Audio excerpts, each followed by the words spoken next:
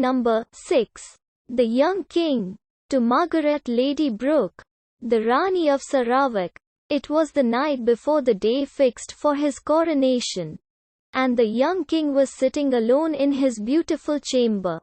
His courtiers had all taken their leave of him, bowing their heads to the ground, according to the ceremonious usage of the day, and had retired to the great hall of the palace to receive a few last lessons from the professor of etiquette.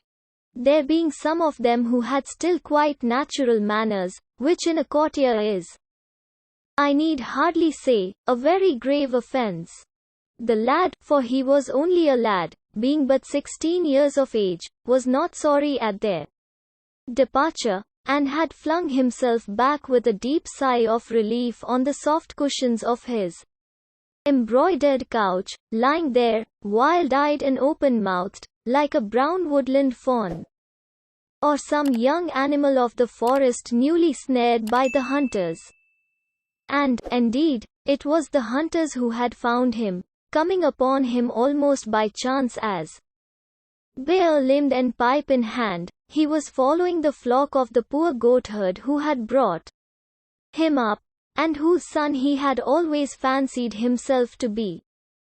The child of the old king's only daughter by a secret marriage with one much beneath her in station, a stranger, some said, who, by the wonderful magic of his lute playing, had made the young princess love him, while others spoke of an artist from Rimini, to whom the princess had shown much, perhaps too much honor, and who had suddenly disappeared from the city, leaving his work in the cathedral unfinished. He had been, when but a week old, stolen away from his mother's side, as she slept, and given into the charge of a common peasant and his wife, who were without children of their own, and lived in a remote part of the forest, more than a day's ride from the town. Grief, or the plague, as the court physician stated, or, as some suggested, a swift Italian poison administered in a cup of spiced wine, slew, within an hour of her wakening, the white girl who had given him birth.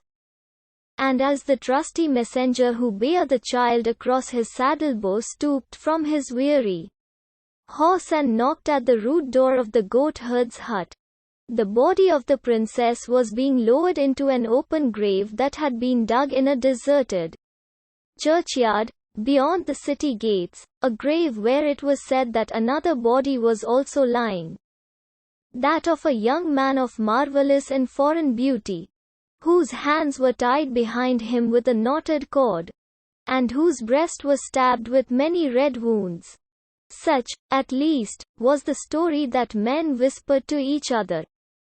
Certain it was that the old king, when on his deathbed, whether moved by remorse for his great sin, or merely desiring that the kingdom should not pass away from his line, had had the lad sent for, and, in the presence of the council, had acknowledged him as his heir.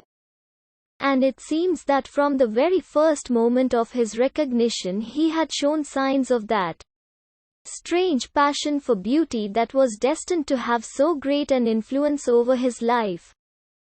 Those who accompanied him to the suite of rooms set apart for his service often spoke of the cry of pleasure that broke from his lips when he saw the delicate raiment and rich jewels that had been prepared for him, and of the almost fierce joy with which he flung aside his rough leathern tunic and coarse sheepskin cloak. He missed, indeed, at times the fine freedom of his forest life, and was always apt to chafe at the tedious court ceremonies that occupied so much of each day.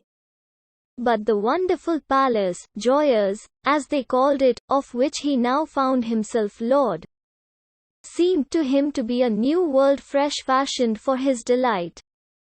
And as soon as he could escape from the council board or audience chamber, he would run down the great staircase, with its lions of gilt bronze and its steps of bright porphyry, and wander from room to room, and from corridor to corridor, like one who was seeking to find in beauty an anodyne from pain, a sort of restoration from sickness. Upon these journeys of discovery, as he would call them, and, indeed, they were to him real voyages through a marvelous land, he would sometimes be accompanied by the slim, fair-haired court pages, with their floating mantles, and gay fluttering ribands, but more often he would be alone, feeling through a certain quick instinct, which was almost a divination, that the secrets of art are best learned in secret, and that beauty, like wisdom, loves the lonely worshipper. Many curious stories were related about him at this period. It was said that a stout burgomaster, who had come to deliver a florid oratorical address on behalf of the citizens of the town, had caught sight of him kneeling in real adoration before a great picture that had just been brought from Venice, and that seemed to herald the worship of some new gods. On another occasion he had been missed for several hours, and after a lengthened search had been discovered in a little chamber in one of the northern turrets of the palace, gazing, as one in a trance, at a Greek gem carved with the figure of Adonis. He had been seen, so the tale ran, pressing his warm lips to the marble brow of an antique statue that had been discovered in the bed of the river on the occasion of the building of the stone bridge, and was inscribed with the name of the Bithynian slave of Hadrian. He had passed a whole night in noting the effect of the moonlight on a silver image of Endymion. All rare and costly materials had certainly a great fascination for him, and in his eagerness to procure them he had sent away many merchants, some to traffic for amber with the rough fisher folk of the North Seas, some to Egypt to look for that curious green turquoise which is found only in the tombs of kings, and is said to possess magical properties, some to Persia for silken carpets and painted pottery, and others to India to buy gauze and stained ivory, moonstones and bracelets of jade, sandalwood and blue enamel and shawls of fine wool. But what had occupied him most was the robe he was to wear at his coronation. The robe of tissued gold, and the ruby-studded crown, and the scepter with its rows and rings of pearls. Indeed, it was of this that he was thinking tonight, as he lay back on his luxurious couch, watching the great pinewood log that was burning itself out on the open hearth. The designs, which were from the hands of the most famous artists of the time, had been submitted to him many months before, and he had given orders that the artificers were to toil night and day to carry them out, and that the whole world was to be searched for jewels that would be worthy of their work. He saw himself in fancy standing at the high altar of the cathedral in the fair raiment of a king, and a smile played and lingered about his boyish lips, and lit up with a bright luster his dark woodland eyes. After some time he rose from his seat, and leaning against the carved penthouse of the chimney, looked round at the dimly lit room. The walls were hung with rich tapestries representing the triumph of beauty. A large press, inlaid with agate and lapis lazuli, filled one corner, and facing the window stood a curiously wrought cabinet with lacquer panels of powdered and mosaicked gold, on which were placed some delicate goblets of Venetian glass, and a cup of dark veined onyx. Pale poppies were broidered on the silk coverlet of the bed, as though they had fallen from the tired hands of sleep, and tall reeds of fluted ivory bear up the velvet canopy, from which great tufts of ostrich plumes sprang, like white foam, to the pallid silver of the fretted ceiling. A laughing narcissus in green bronze held a polished mirror above its head. On the table stood a flat bowl of amethyst. Outside he could see the huge dome of the cathedral, looming like a bubble over the shadowy houses. and the weary sentinels pacing up and down on the misty terrace by the river. Far away, in an orchard, a nightingale was singing. A faint perfume of jasmine came through the open window. He brushed his brown curls back from his forehead, and taking up a lute, let his fingers stray across the chords. His heavy eyelids drooped, and a strange languor came over him. Never before had he felt so keenly, or with such exquisite joy, the magic and the mystery of beautiful things. When midnight sounded from the clock tower, he touched a bell, and his pagers entered and disrobed him with much ceremony, pouring rose water over his hands, and strewing flowers on his pillow. A few moments after that they had left the room, he fell asleep. And as he slept he dreamed a dream, and this was his dream. He thought that he was standing in a long, low attic, amidst the whir and clatter of many looms. The meager daylight peered in through the grated windows, and showed him the gaunt figures of the weavers bending over their cases. Pale, sickly-looking children were crouched on the huge cross-beams. As the shuttles dashed through the warp they lifted up the heavy battens. And when the shuttles stopped they let the battens fall and pressed the threads together. Their faces were pinched with famine, and their thin hands shook and trembled. Some haggard women were seated at a table swing. A horrible odor filled the place.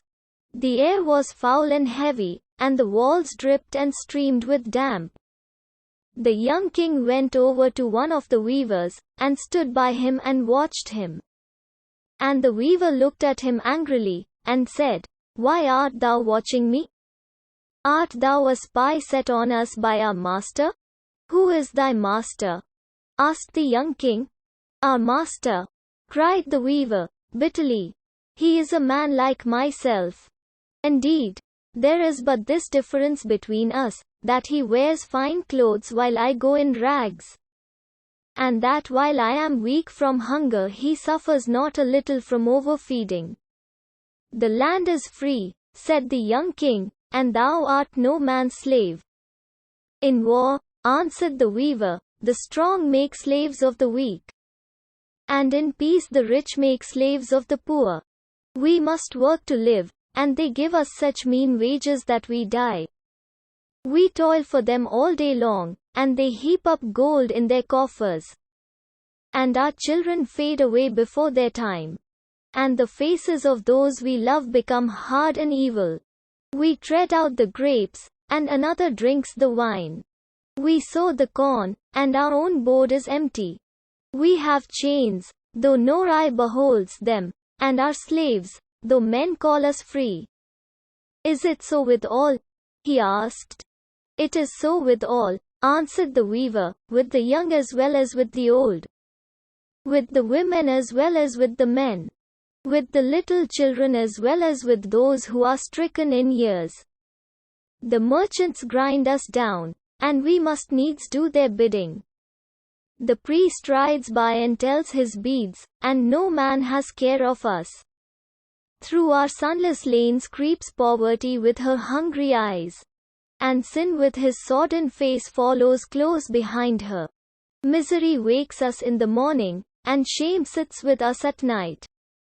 But what are these things to thee? Thou art not one of us. Thy face is too happy." And he turned away scowling, and threw the shuttle across the loom. And the young king saw that it was threaded with a thread of gold. And a great terror seized upon him, and he said to the weaver, "What robe is this that thou art weaving?" "It is the robe for the coronation of the young king," he answered. "What is that to thee?" And the young king gave a loud cry and woke, and lo! He was in his own chamber, and through the window he saw the great honey-colored moon hanging in the dusky air. And he fell asleep again and dreamed, and this was his dream. He thought that he was lying on the deck of a huge galley that was being rowed by 100 slaves. On a carpet by his side the master of the galley was seated. He was black as ebony, and his turban was of crimson silk. Great earrings of silver dragged down the thick lobes of his ears. And in his hands he had a pair of ivory scales. The slaves were naked, but for a ragged loincloth, and each man was chained to his neighbor. The hot sun beat brightly upon them, and the negroes ran up and down the gangway and lashed them with whips of hide. They stretched out their lean arms and pulled the heavy oars through the water. The salt spray flew from the blades. At last they reached a little bay, and began to take soundings. A light wind blew from the shore, and covered the deck and the great lateen sail with a fine red dust. 3 Arabs mounted on wild asses rode out and threw spears at them. The master of the galley took a painted bow in his hand and shot one of them in the throat. He fell heavily into the surf, and his companions galloped away. A woman wrapped in a yellow veil followed slowly on a camel, looking back now and then at the dead body. As soon as they had cast anchor and hauled down the sail, the negroes went into the hold and brought up a long rope ladder, heavily weighted with lead. The master of the galley threw it over the side, making the ends fast to 2 iron stanchions. Then the negroes seized the youngest of the slaves and knocked his gyves off, and filled his nostrils and his ears with wax, and tied a big stone round his waist. He crept wearily down the ladder, and disappeared into the sea. A few bubbles rose where he sank. Some of the other slaves peered curiously over the side. At the prow of the galley sat a shark charmer, beating monotonously upon a drum. After some time the diver rose up out of the water, and clung panting to the ladder with a pearl in his right hand. The negroes seized it from him, and thrust him back. The slaves fell asleep over their oars. Again and again he came up, and each time that he did so he brought with him a beautiful pearl. The master of the galley weighed them, and put them into a little bag of green leather. The young king tried to speak, but his tongue seemed to cleave to the roof of his mouth, and his lips refused to move. The negroes chatted to each other, and began to quarrel over a string of bright beads. 2 cranes flew round and round the vessel. Then the diver came up for the last time, and the pearl that he brought with him was fairer than all the pearls of Ormuz, for it was shaped like the full moon, and whiter than the morning star. But his face was strangely pale, and as he fell upon the deck the blood gushed from his ears and nostrils. He quivered for a little, and then he was still.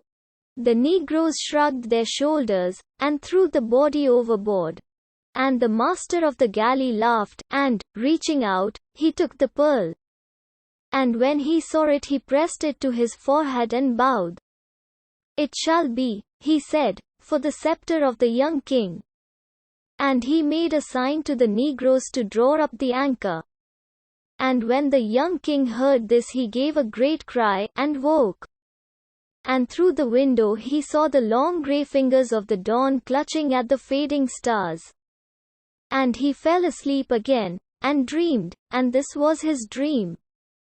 He thought that he was wandering through a dim wood, hung with strange fruits and with beautiful poisonous flowers. The adders hissed at him as he went by, and the bright parrots flew screaming from branch to branch. Huge tortoises lay asleep upon the hot mud. The trees were full of apes and peacocks. On and on he went, till he reached the outskirts of the wood. And there he saw an immense multitude of men toiling in the bed of a dried-up river. They swarmed up the crag like ants. They dug deep pits in the ground and went down into them. Some of them cleft the rocks with great axes, others grabbled in the sand.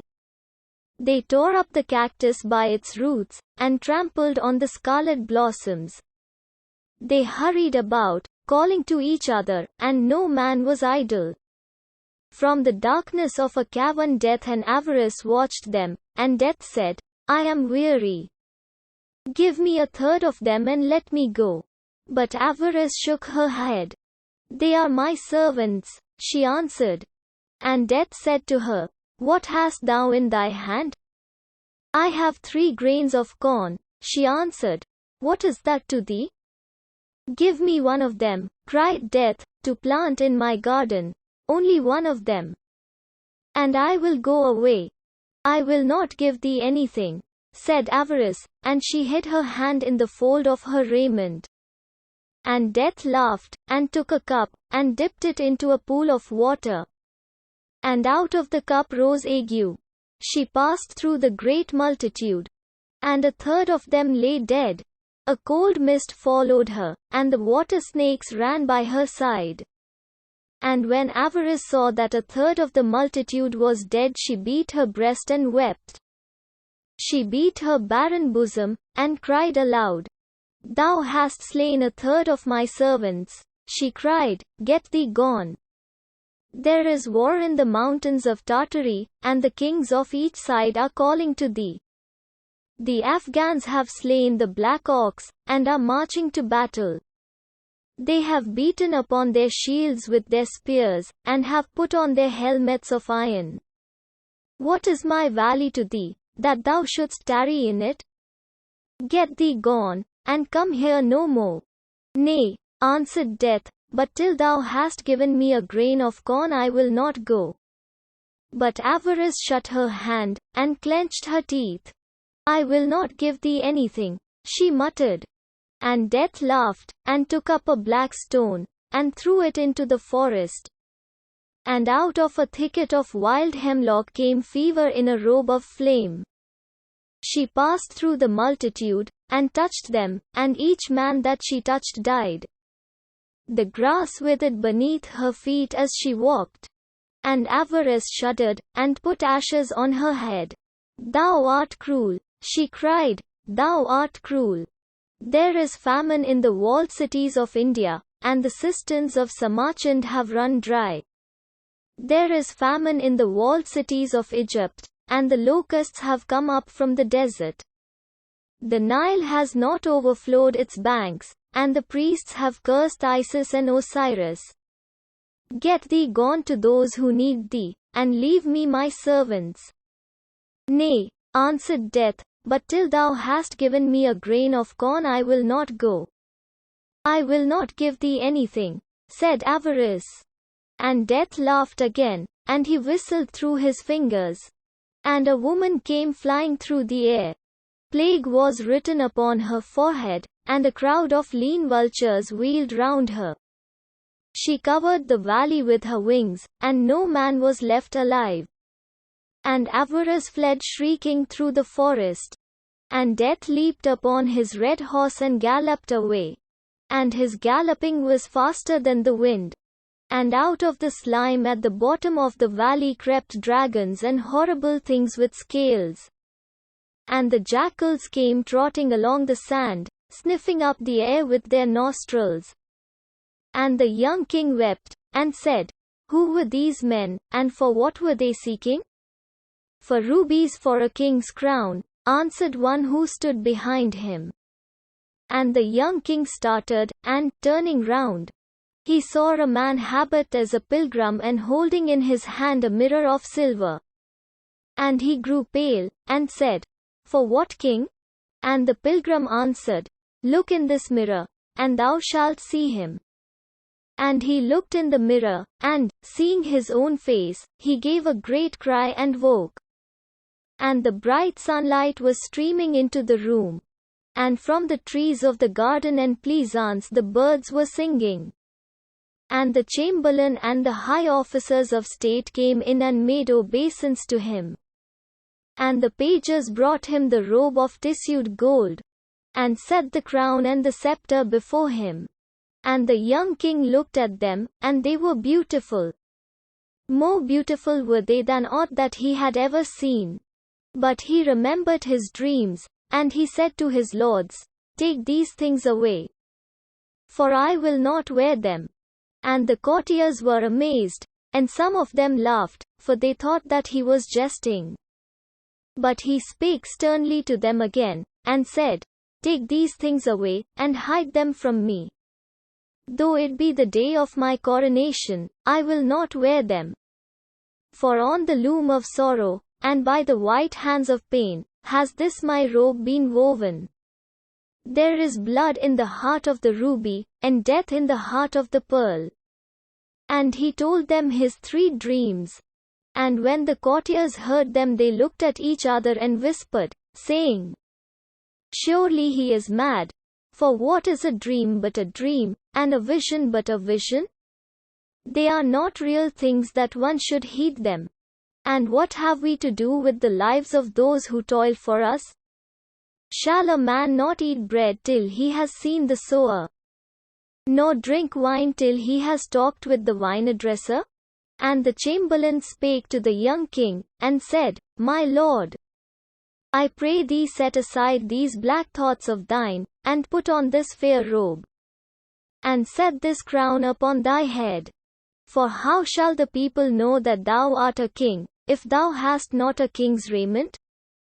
And the young king looked at him. Is it so, indeed? He questioned. Will they not know me for a king if I have not a king's raiment? They will not know thee, my lord, cried the chamberlain.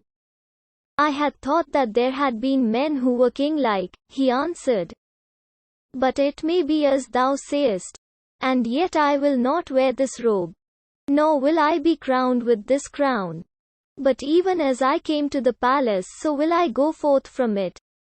And he bade them all leave him, save one page whom he kept as his companion, a lad a year younger than himself.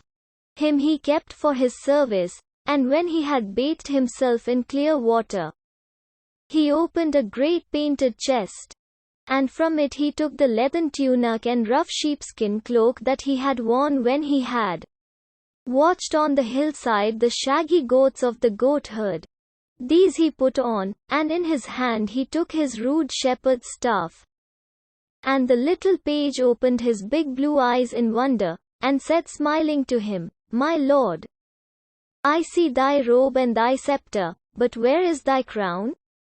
And the young king plucked a spray of wild briar that was climbing over the balcony, and bent it, and made a circlet of it, and set it on his own head.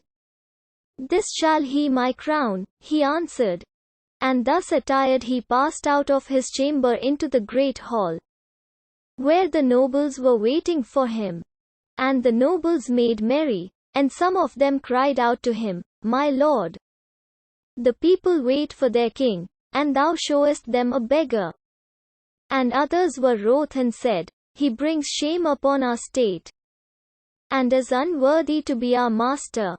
But he answered them not a word, but passed on, and went down the bright porphyry staircase, and out through the gates of bronze, and mounted upon his horse, and rode towards the cathedral, the little page running beside him. And the people laughed and said, It is the king's fool who is riding by, and they mocked him. And he drew rein and said, Nay, but I am the king. And he told them his 3 dreams. And a man came out of the crowd and spake bitterly to him, and said, Sir, knowest thou not that out of the luxury of the rich cometh the life of the poor? By your pomp we are nurtured, and your vices give us bread. To toil for a hard master is bitter, but to have no master to toil for is more bitter still. Thinkest thou that the ravens will feed us? And what cure hast thou for these things? Wilt thou say to the buyer, Thou shalt buy for so much, and to the seller, Thou shalt sell at this price? I trow not. Therefore go back to thy palace and put on thy purple and fine linen. What hast thou to do with us, and what we suffer? Are not the rich and the poor brothers? Asked the young king. I, answered the man, and the name of the rich brother is Cain. And the young king's eyes filled with tears, and he rode on through the murmurs of the people. And the little page grew afraid and left him. And when he reached the great portal of the cathedral, the soldiers thrust their halberds out and said, "What dost thou seek here? None enters by this door but the king." And his face flushed with anger, and he said to them, "I am the king," and waved their halberds aside and passed in. And when the old bishop saw him coming in his goatherd's dress, he rose up in wonder from his throne, and went to meet him, and said to him, "My son, is this a king's apparel? And with what crown shall I crown thee? And what scepter shall I place in thy hand? Surely this should be to thee a day of joy, and not a day of abasement. Shall joy wear what grief has fashioned?" said the young king. And he told him his 3 dreams. And when the bishop had heard them, he knit his brows, and said, "My son, I am an old man, and in the winter of my days, and I know that many evil things are done in the wide world. The fierce robbers come down from the mountains, and carry off the little children, and sell them to the Moors. The lions lie in wait for the caravans, and leap upon the camels. The wild boar roots up the corn in the valley, and the foxes gnaw the vines upon the hill. The pirates lay waste the seacoast and burn the ships of the fishermen, and take their nets from them. In the salt marshes live the lepers. They have houses of wattled reeds, and none may come nigh them. The beggars wander through the cities, and eat their food with the dogs. Canst thou make these things not to be? Wilt thou take the leper for thy bedfellow, and set the beggar at thy board? Shall the lion do thy bidding, and the wild boar obey thee? Is not he who made misery wiser than thou art? Wherefore I praise thee not for this that thou hast done, but I bid thee ride back to the palace and make thy face glad, and put on the raiment that beseemeth a king, and with the crown of gold I will crown thee, and the scepter of pearl will I place in thy hand. And as for thy dreams, think no more of them. The burden of this world is too great for one man to bear, and the world's sorrow too heavy for one heart to suffer. Sayest thou that in this house?" said the young king, and he strode past the bishop, and climbed up the steps of the altar, and stood before the image of Christ. He stood before the image of Christ, and on his right hand and on his left were the marvelous vessels of gold, the chalice with the yellow wine, and the vial with the holy oil. He knelt before the image of Christ, and the great candles burned brightly by the jeweled shrine, and the smoke of the incense curled in thin blue wreaths through the dome. He bowed his head in prayer, and the priests in their stiff copes crept away from the altar. And suddenly a wild tumult came from the street outside, and in entered the nobles with drawn swords and nodding plumes, and shields of polished steel. "Where is this dreamer of dreams?" they cried. "Where is this king who is apparelled like a beggar, this boy who brings shame upon our state? Surely we will slay him, for he is unworthy to rule over us." And the young king bowed his head again, and prayed. And when he had finished his prayer he rose up, and turning round he looked at them sadly. And lo, through the painted windows came the sunlight streaming upon him, and the sunbeams wove round him a tissued robe that was fairer than the robe that had been fashioned for his pleasure. The dead staff blossomed, and bare lilies that were whiter than pearls. The dry thorn blossomed, and bare roses that were redder than rubies. Whiter than fine pearls were the lilies, and their stems were of bright silver. Redder than male rubies were the roses, and their leaves were of beaten gold. He stood there in the raiment of a king, and the gates of the jeweled shrine flew open. And from the crystal of the many-rayed monstrance shone a marvelous and mystical light. He stood there in a king's raiment, and the glory of God filled the place. And the saints in their carven niches seemed to move, In the fair raiment of a king he stood before them, and the organ pealed out its music.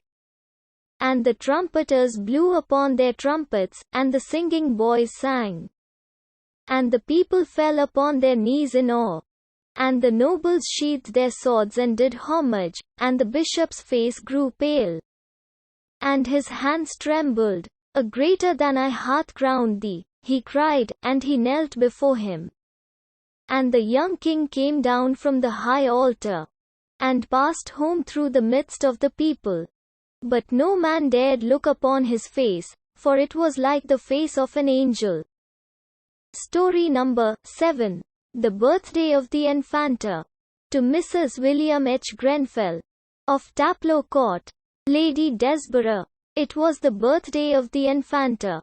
She was just 12 years of age, and the sun was shining brightly in the gardens of the palace.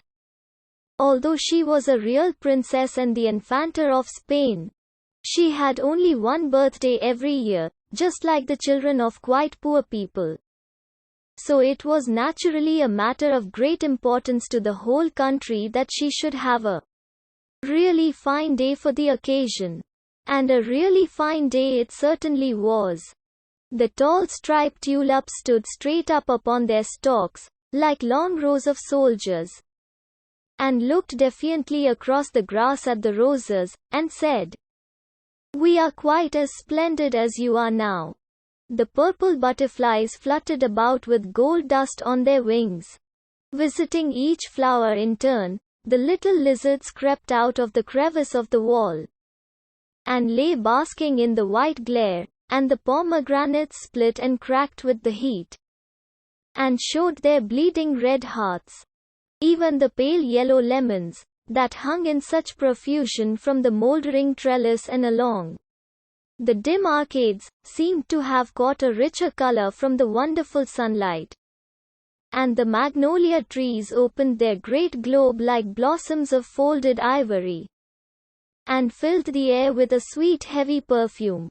The little princess herself walked up and down the terrace with her companions, and played at hide and seek round the stone vases and the old moss-grown statues. On ordinary days she was only allowed to play with children of her own rank, so she had always to play alone, but her birthday was an exception. And the king had given orders that she was to invite any of her young friends whom she liked to come and amuse themselves with her. There was a stately grace about these slim Spanish children as they glided about. The boys with their large plumed hats and short fluttering cloaks. The girls holding up the trains of their long brocaded gowns, and shielding the sun from their eyes with huge fans of black and silver. But the Infanta was the most graceful of all, and the most tastefully attired. After the somewhat cumbrous fashion of the day, her robe was of grey satin, the skirt and the wide puffed sleeves heavily embroidered with silver, and the stiff corset studded with rows of fine pearls. Two tiny slippers with big pink rosettes peeped out beneath her dress as she walked. Pink and pearl was her great gauze fan, and in her hair, which like an aureole of faded gold stood out stiffly round her pale little face, she had a beautiful white rose. From a window in the palace the sad melancholy king watched them. Behind him stood his brother, Don Pedro of Aragon, whom he hated, and his confessor, the Grand Inquisitor of Granada, sat by his side. Sadder even than usual was the king, for as he looked at the Infanta bowing with childish gravity to the assembling counters, or laughing behind her fan at the grim Duchess of Albuquerque who always accompanied her, he thought of the young queen, her mother, who but a short time before, so it seemed to him, had come from the gay country of France, and had withered away in the somber splendor of the Spanish court, dying just 6 months after the birth of her child, and before she had seen the almonds blossom twice in the orchard. or plucked the second year's fruit from the old gnarled fig tree that stood in the center of the now grass-grown courtyard. So great had been his love for her that he had not suffered even the grave to hide her from him. She had been embalmed by a Moorish physician, who in return for this service had been granted his life, which for heresy and suspicion of magical practices had been already forfeited, men said, to the Holy Office, and her body was still lying on its tapestried bier in the black marble chapel of the palace, just as the monks had borne her in on that windy March day nearly 12 years before. Once every month the king, wrapped in a dark cloak and with a muffled lantern in his hand, went in and knelt by her side calling out, "Mi reina! Mi reina!" and sometimes breaking through the formal etiquette that in Spain governs every separate action of life, and sets limits even to the sorrow of a king. He would clutch at the pale jeweled hands in a wild agony of grief, and try to wake by his mad kisses the cold painted face. Today he seemed to see her again, as he had seen her first at the castle of Fontainebleau, when he was but 15 years of age, and she still younger. They had been formally betrothed on that occasion by the papal nuncio in the presence of the French king and all the court, and he had returned to the Escurial bearing with him a little ringlet of yellow hair, and the memory of two childish lips bending down to kiss his hand as he stepped into his carriage. Later on had followed the marriage, hastily performed at Burgos, a small town on the frontier between the two countries, and the grand public entry into Madrid with the customary celebration of High Mass at the Church of La Atocha, and a more than usually solemn auto da fe, in which nearly 300 heretics, amongst whom were many Englishmen, had been delivered over to the secular arm to be burned. Certainly he had loved her madly, and to the ruin, many thought, of his country. Then at war with England for the possession of the empire of the New World, he had hardly ever permitted her to be out of his sight. For her, he had forgotten, or seemed to have forgotten, all grave affairs of state, and, with that terrible blindness that passion brings upon its servants, he had failed to notice that the elaborate ceremonies by which he sought to please her did but aggravate the strange malady from which she suffered. When she died he was, for a time, like one bereft of reason. Indeed, there is no doubt but that he would have formally abdicated and retired to the great Trappist monastery at Granada, of which he was already titular prior, had he not been afraid to leave the little infanta at the mercy of his brother, whose cruelty, even in Spain, was notorious, and who was suspected by many of having caused the Queen's death, by means of a pair of poisoned gloves that he had presented to her on the occasion of her visiting his castle in Aragon, even after the expiration of the 3 years of public mourning that he had ordained throughout his whole dominions by royal edict. He would never suffer his ministers to speak about any new alliance. And when the emperor himself sent to him, and offered him the hand of the lovely Archduchess of Bohemia, his niece, in marriage, he bade the ambassadors tell their master that the King of Spain was already wedded to sorrow, and that though she was but a barren bride he loved her better than beauty. An answer that cost his crown the rich provinces of the Netherlands, which soon after, at the emperor's instigation, revolted against him under the leadership of some fanatics of the Reformed Church. His whole married life, with its fierce, fiery-colored joys and the terrible agony of its sudden ending, seemed to come back to him today as he watched the infanta playing on the terrace. She had all the Queen's pretty petulance of manner, the same wilful way of tossing her head, The same proud curved beautiful mouth. The same wonderful smile. Very sorry de France indeed, as she glanced up now and then at the window, or stretched out her little hand for the stately Spanish gentleman to kiss. But the shrill laughter of the children grated on his ears, and the bright pitiless sunlight mocked his sorrow, and a dull odor of strange spices such as embalmers use, seemed to taint, or was it fancy, the clear morning air. He buried his face in his hands, and when the Infanta looked up again the curtains had been drawn, and the king had retired. She made a little moue of disappointment, and shrugged her shoulders. Surely he might have stayed with her on her birthday. What did the stupid state affairs matter? Or had he gone to that gloomy chapel, where the candles were always burning, and where she was never allowed to enter? How silly of him, when the sun was shining so brightly, and everybody was so happy. Besides, he would miss the sham bullfight for which the trumpet was already sounding. To say nothing of the puppet show and the other wonderful things. Her uncle and the Grand Inquisitor were much more sensible. They had come out on the terrace, and paid her nice compliments.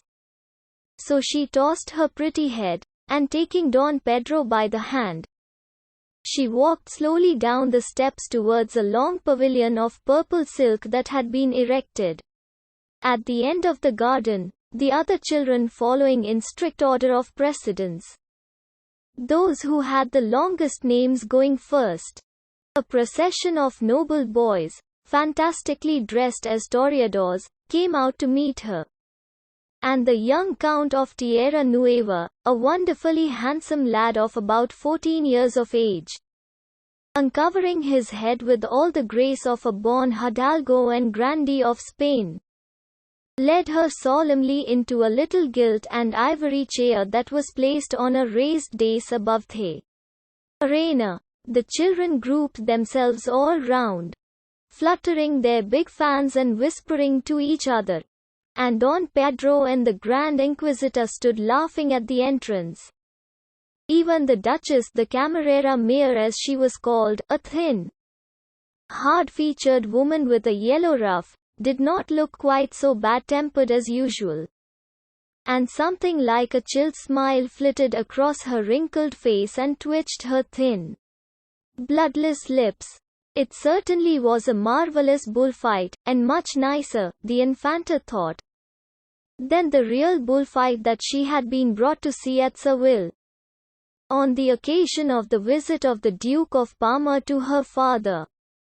Some of the boys pranced about on richly caparisoned hobby horses brandishing long javelins with gay streamers of bright ribands attached to them. Others went on foot waving their scarlet cloaks before the bull, and vaulting lightly over the barrier when he charged them. And as for the bull himself, he was just like a live bull, though he was only made of wickerwork and stretched hide, and sometimes insisted on running round the arena on his hind legs, which no live bull ever dreams of doing. He made a splendid fight of it too, and the children got so excited that they stood up upon the benches, and waved their lace handkerchiefs and cried out, "Bravo Toro! Bravo Toro!" just as sensibly as if they had been grown-up people. At last, however, after a prolonged combat, during which several of the hobby horses were gored through and through, and their riders dismounted, the young Count of Tierra Nueva brought the bull to his knees, and having obtained permission from the Infanta to give the coup de grace, he plunged his wooden sword into the neck of the animal with such violence that the head came right off, and disclosed the laughing face of little Monsieur de Lorraine, the son of the French ambassador at Madrid. The arena was then cleared amidst much applause, and the dead hobby horses dragged solemnly away by two Moorish pages in yellow and black liveries, and after a short interlude, during which a French posture master performed upon the tightrope. Some Italian puppets appeared in the semi-classical tragedy of Sophonisba on the stage of a small theatre that had been built up for the purpose. They acted so well, and their gestures were so extremely natural, that at the close of the play the eyes of the Infanta were quite dim with tears. Indeed, some of the children really cried, and had to be comforted with sweetmeats.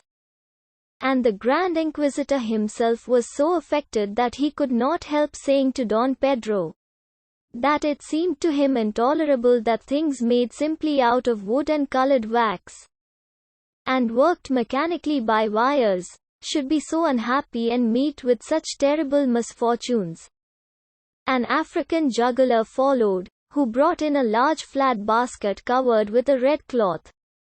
And having placed it in the center of the arena, he took from his turban a curious reed pipe, and blew through it. In a few moments the cloth began to move, and as the pipe grew shriller and shriller, two green and gold snakes put out their strange, wedge-shaped heads and rose slowly up, swaying to and fro with the music as a plant sways in the water.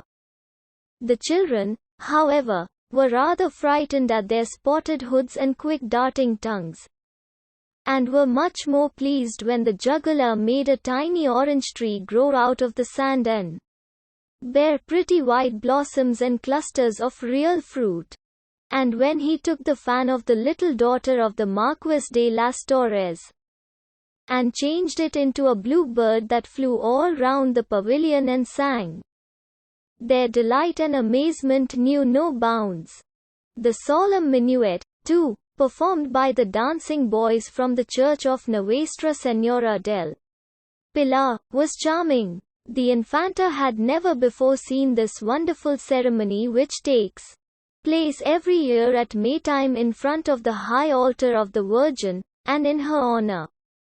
And indeed none of the royal family of Spain had entered the great cathedral of Saragossa since a mad priest, supposed by many to have been in the pay of Elizabeth of England, had tried to administer a poisoned wafer to the Prince of the Asturias. So she had known only by hearsay of Our Lady's Dance, as it was called. And it certainly was a beautiful sight.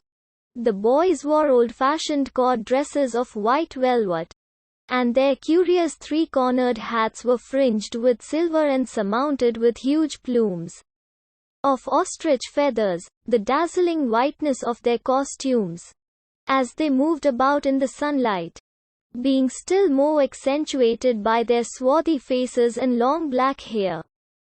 Everybody was fascinated by the grave dignity with which they moved through the intricate figures of the dance, and by the elaborate grace of their slow gestures and stately bows.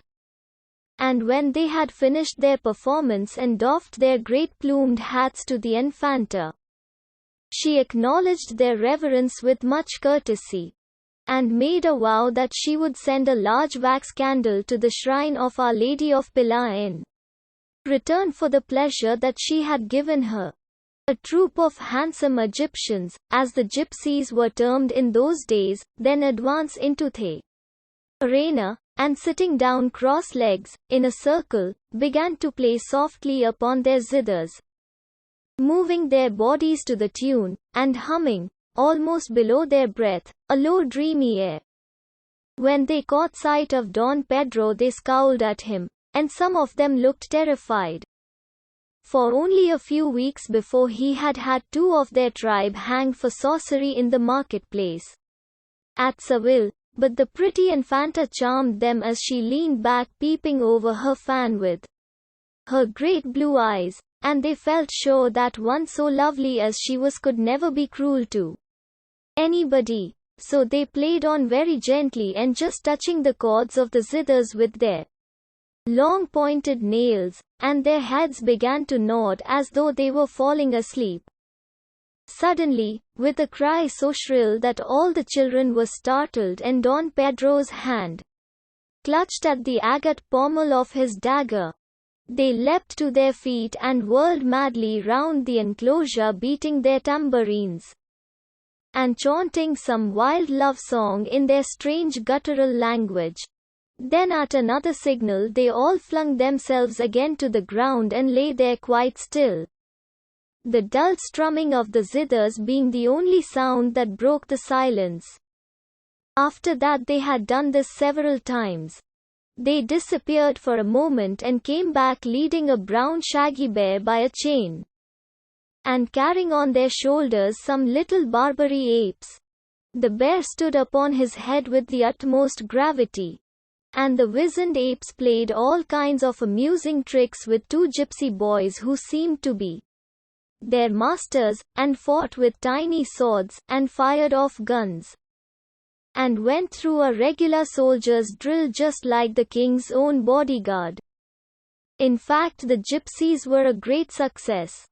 But the funniest part of the whole morning's entertainment was undoubtedly the dancing of the little dwarf, when he stumbled into the arena, waddling on his crooked legs and wagging his huge misshapen head from side to side. The children went off into a loud shout of delight, and the Infanta herself laughed so much that the camarera was obliged to remind her that, although there were many precedents in Spain for a king's daughter weeping before her equals, there were none for a princess of the blood royal making so merry before those who were her inferiors in birth. The dwarf, however, was really quite irresistible, and even at the Spanish court, always noted for its cultivated passion for the horrible. So fantastic a little monster had never been seen. It was his first appearance, too. He had been discovered only the day before, running wild through the forest, by two of the nobles who happened to have been hunting in a remote part of the great corkwood that surrounded the town, and had been carried off by them to the palace as a surprise for the Infanta, his father, who was a poor charcoal burner, being but too well pleased to get rid of so ugly and useless a child. Perhaps the most amusing thing about him was his complete unconsciousness of his own grotesque appearance. Indeed, he seemed quite happy and full of the highest spirits. When the children laughed, he laughed as freely and as joyously as any of them. And at the close of each dance he made them each the funniest of bows, smiling and nodding at them just as if he was really one of themselves, and not a little misshapen thing that nature, in some humorous mood, had fashioned for others to mock at. As for the Infanta, she absolutely fascinated him. He could not keep his eyes off her, and seemed to dance for her alone. And when at the close of the performance, remembering how she had seen the great ladies of the court throw bouquets to Caffarelli, the famous Italian treble, whom the Pope had sent from his own chapel to Madrid that he might cure the king's melancholy by the sweetness of his voice, she took out of her hair the beautiful white rose, and partly for a jest and partly to tease the camarera, threw it to him across the arena with her sweetest smile.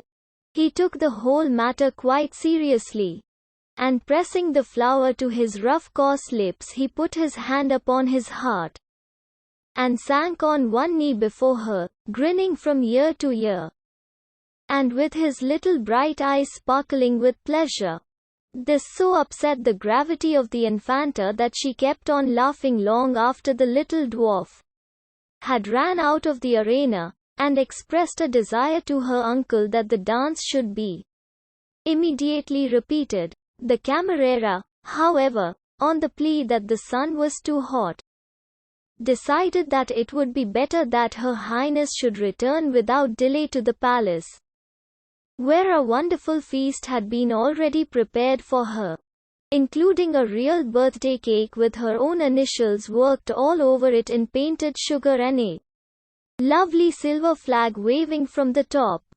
The Infanta accordingly rose up with much dignity, and having given orders that the little dwarf was to dance again for her after the hour of siesta, and conveyed her thanks to the young Count of Tierra Nueva for his charming reception. She went back to her apartments, the children following in the same order in which they had entered. Now when the little dwarf heard that he was to dance a second time before the Infanta, and by her own express command, he was so proud that he ran out into the garden, kissing the white rose in an absurd ecstasy of pleasure, and making the most uncouth and clumsy gestures of delight. The flowers were quite indignant at his daring to intrude into their beautiful home. And when they saw him capering up and down the walks, and waving his arms above his head in such a ridiculous manner, they could not restrain their feelings any longer. "He is really far too ugly to be allowed to play in any place where we are," cried the tulips. "He should drink poppy juice, and go to sleep for 1,000 years," said the great scarlet lilies, and they grew quite hot and angry. "He is a perfect horror," screamed the cactus. "Why, he is twisted and stumpy, and his head is completely out of proportion with his legs. Really, he makes me feel prickly all over. And if he comes near me I will sting him with my thorns. And he has actually got one of my best blooms," exclaimed the white rose tree. "I gave it to the Infanta this morning myself, as a birthday present. And he has stolen it from her." And she called out, "Thief, thief, thief," at the top of her voice. Even the red geraniums, who did not usually give themselves airs, and were known to have a great many poor relations themselves, curled up in disgust when they saw him. And when the violets meekly remarked that though he was certainly extremely plain, still he could not help it, they retorted with a good deal of justice that that was his chief defect, and that there was no reason why one should admire a person because he was incurable. And, indeed, some of the violets themselves felt that the ugliness of the little dwarf was almost ostentatious, and that he would have shown much better taste if he had looked sad, or at least pensive, instead of jumping about merrily, and throwing himself into such grotesque and silly attitudes. As for the old sundial, who was an extremely remarkable individual, and had once told the time of day to no less a person than the Emperor Charles V himself, he was so taken aback by the little dwarf's appearance, that he almost forgot to mark 2 whole minutes with his long shadowy finger, and could not help saying to the great milk-white peacock, who was sunning herself on the balustrade, that everyone knew that the children of kings were kings, and that the children of charcoal burners were charcoal burners, and that it was absurd to pretend that it wasn't so. A statement with which the peacock entirely agreed, and indeed screamed out, "Certainly, certainly," in such a loud, harsh voice, that the goldfish who lived in the basin of the cool splashing fountain put their heads out of the water, and asked the huge stone tritons what on earth was the matter. But somehow the birds liked him. They had seen him often in the forest, dancing about like an elf after the eddying leaves, or crouched up in the hollow of some old oak tree, sharing his nuts with the squirrels. They did not mind his being ugly, a bit. Why, even the nightingale herself, who sang so sweetly in the orange groves at night that sometimes the moon leaned down to listen, was not much to look at after all, and, besides, he had been kind to them. And during that terribly bitter winter, when there were no berries on the trees, and the ground was as hard as iron, and the wolves had come down to the very gates of the city to look for food, he had never once forgotten them, but had always given them crumbs out of his little hunch of black bread. and divided with them whatever poor breakfast he had. So they flew round and round him, just touching his cheek with their wings as they passed, and chatted to each other, and the little dwarf was so pleased that he could not help showing them the beautiful white rose, and telling them that the Infanta herself had given it to him because she loved him. They did not understand a single word of what he was saying, but that made no matter, for they put their heads on one side, and looked wise, which is quite as good as understanding a thing, and very much easier. The lizards also took an immense fancy to him, and when he grew tired of running about and flung himself down on the grass to rest, they played and romped all over him, and tried to amuse him in the best way they could. "Everyone cannot be as beautiful as a lizard," they cried. "That would be too much to expect. And, though it sounds absurd to say so, he is really not so ugly after all, provided, of course, that one shuts one's eyes, and does not look at him." The lizards were extremely philosophical by nature, and often sat thinking for hours and hours together, when there was nothing else to do, or when the weather was too rainy for them to go out. The flowers, however, were excessively annoyed at their behavior, and at the behavior of the birds. "It only shows," they said, "what a vulgarizing effect this incessant rushing and flying about has. Well-bred people always stay exactly in the same place, as we do. No one ever saw us hopping up and down the walks, or galloping madly through the grass after dragonflies. When we do want change of air, we send for the gardener, and he carries us to another bed.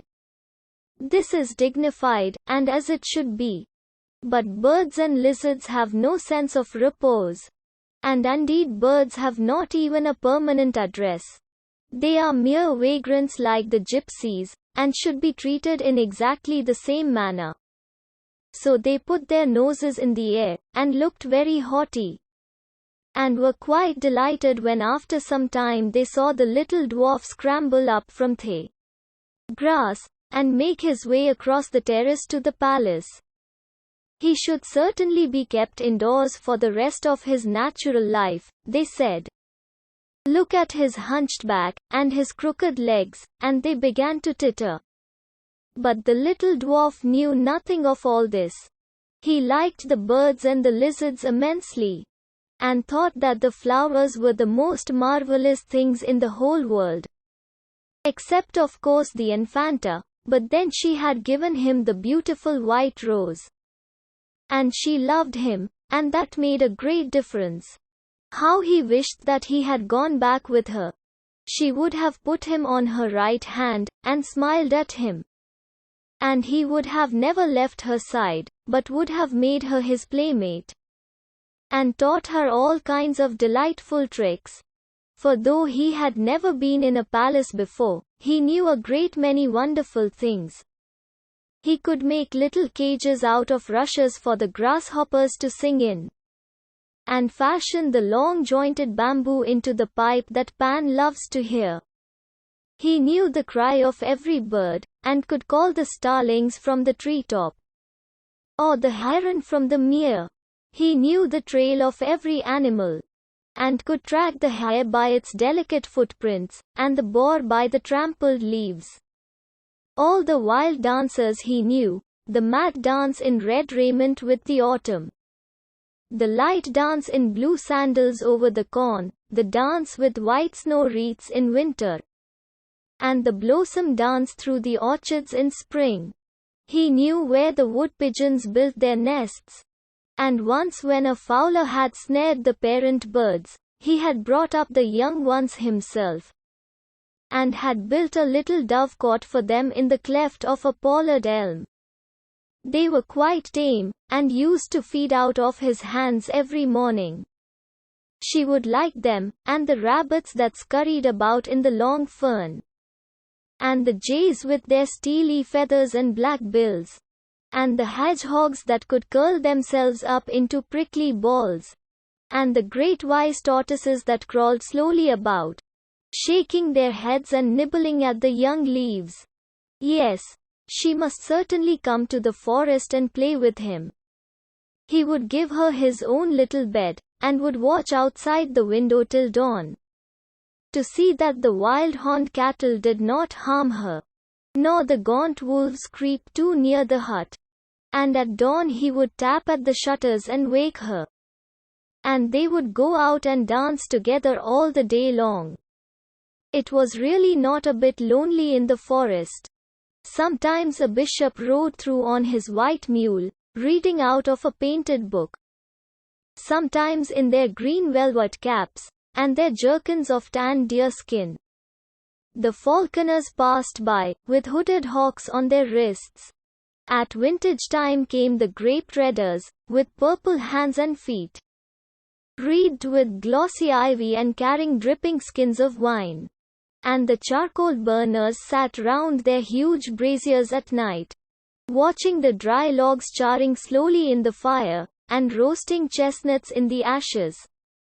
And the robbers came out of their caves and made merry with them. Once, too, he had seen a beautiful procession winding up the long dusty road to Toledo. The monks went in front singing sweetly, and carrying bright banners and crosses of gold. And then, in silver armor, with matchlocks and pikes, came the soldiers. And in their midst walked 3 barefooted men, in strange yellow dresses painted all over with wonderful figures, and carrying lighted candles in their hands. Certainly there was a great deal to look at in the forest. And when she was tired he would find a soft bank of moss for her, or carry her in his arms. For he was very strong, though he knew that he was not tall. He would make her a necklace of red bryony berries. That would be quite as pretty as the white berries that she wore on her dress. And when she was tired of them, she could throw them away, and he would find her others. He would bring her acorn cups and dew-drenched anemones, and tiny glowworms to be stars in the pale gold of her hair. But where was she? He asked the white rose, and it made him no answer. The whole palace seemed asleep, and even where the shutters had not been closed, heavy curtains had been drawn across the windows to keep out the glare. He wandered all round looking for some place through which he might gain an entrance. And at last he caught sight of a little private door that was lying open. He slipped through, and found himself in a splendid hall, far more splendid, he feared, than the forest. There was so much more gilding everywhere. And even the floor was made of great colored stones, fitted together into a sort of geometrical pattern. But the little Infanta was not there. Only some wonderful white statues that looked down on him from their jasper pedestals, with sad blank eyes and strangely smiling lips. At the end of the hall hung a richly embroidered curtain of black velvet, powdered with suns and stars, the king's favorite devices, and broidered on the color he loved best. Perhaps she was hiding behind that? He would try at any rate. So he stole quietly across, and drew it aside. No, there was only another room, though a prettier room, he thought, than the one he had just left. The walls were hung with a many-figured green arras of needle-wrought tapestry representing a hunt, the work of some Flemish artists who had spent more than 7 years in its composition. It had once been the chamber of Jean le Fou, as he was called, that mad king who was so enamored of the chase, that he had often tried in his delirium to mount the huge rearing horses, and to drag down the stag on which the great hounds were leaping, sounding his hunting horn, and stabbing with his dagger at the pale flying deer. It was now used as the council room, and on the center table were lying the red portfolios of the ministers. stamped with the gold tulips of Spain, and with the arms and emblems of the House of Habsburg. The little dwarf looked in wonder all round him, and was half afraid to go on. The strange silent horsemen that galloped so swiftly through the long glades without making any noise, seemed to him like those terrible phantoms of whom he had heard, the charcoal burners speaking, the comprachos, who hunt only at night, and if they meet a man, turn him into a hind and chase him. But he thought of the pretty Infanta, and took courage. He wanted to find her alone, and to tell her that he too loved her. Perhaps she was in the room beyond. He ran across the soft Moorish carpets, and opened the door. No, she was not here either. The room was quite empty. It was a throne room, used for the reception of foreign ambassadors, when the king, which of late had not been often, consented to give them a personal audience. The same room in which, many years before, envoys had appeared from England to make arrangements for the marriage of their queen. Then one of the Catholic sovereigns of Europe, with the emperor's eldest son. The hangings were of gilt cordovan leather, and a heavy gilt chandelier with branches for 300 wax lights hung down from the black and white ceiling, underneath a great canopy of gold cloth, on which the lions and towers of Castile were broidered in seed pearls. Stood the throne itself, covered with a rich pall of black velvet studded with silver tulips, and elaborately fringed with silver and pearls.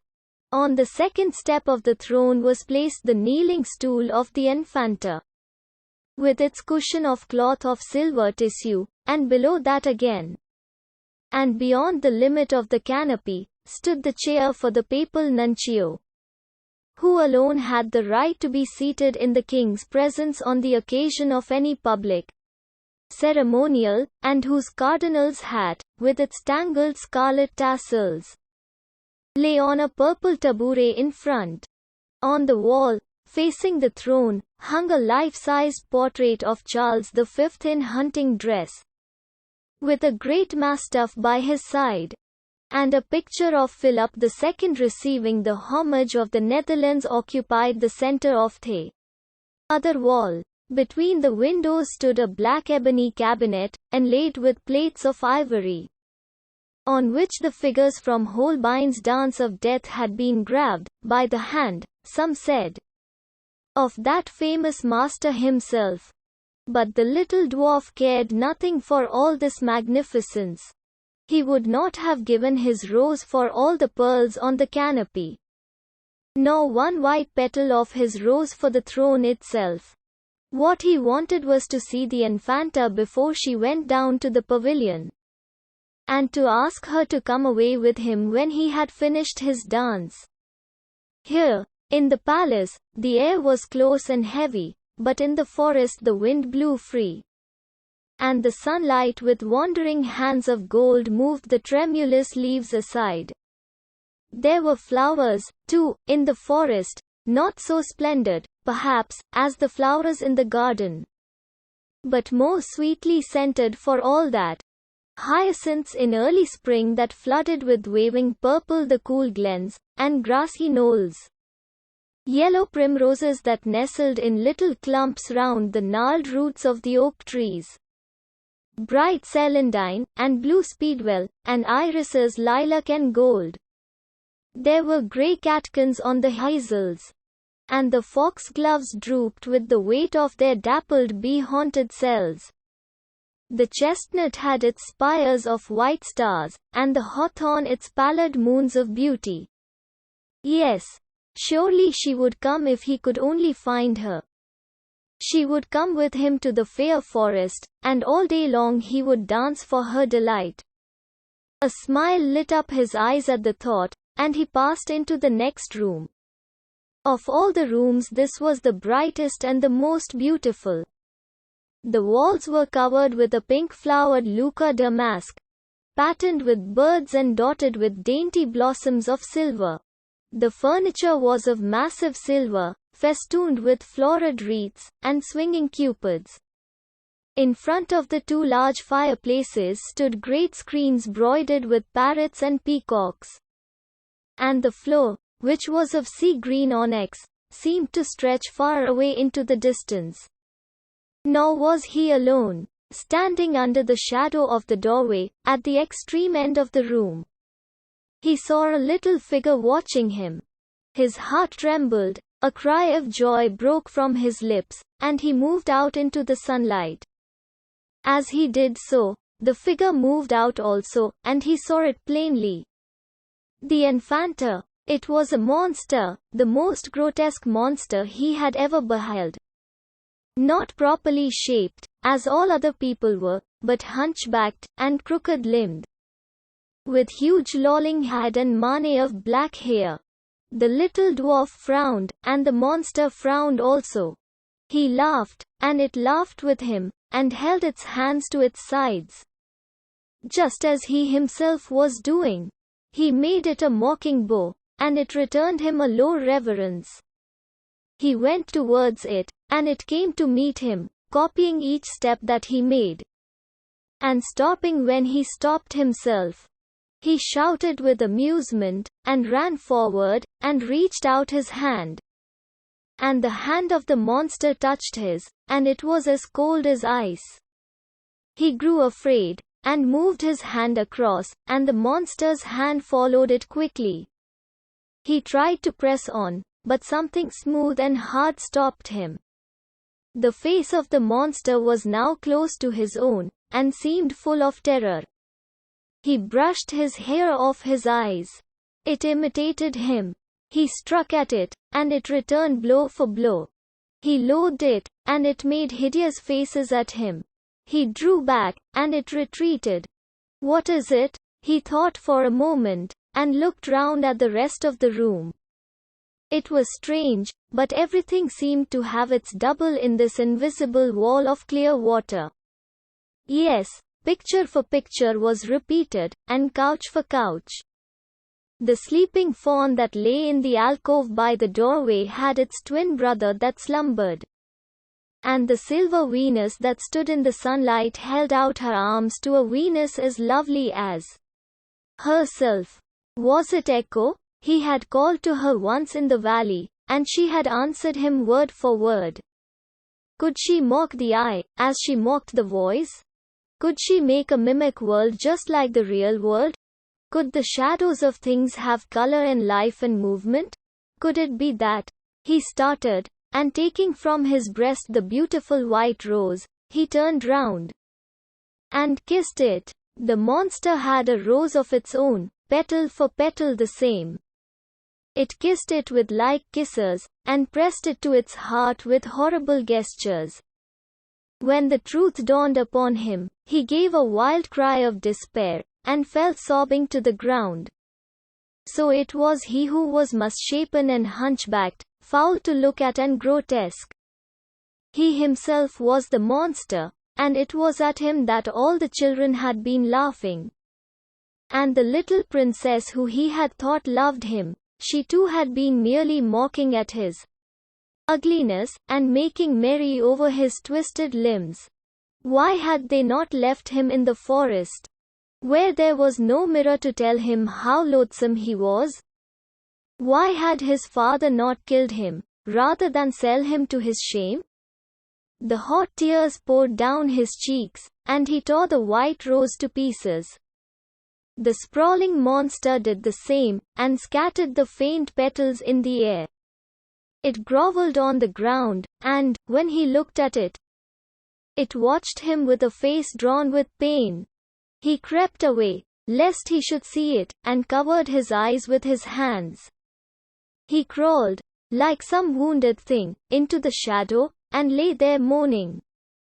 And at that moment the Infanta herself came in with her companions through the open window.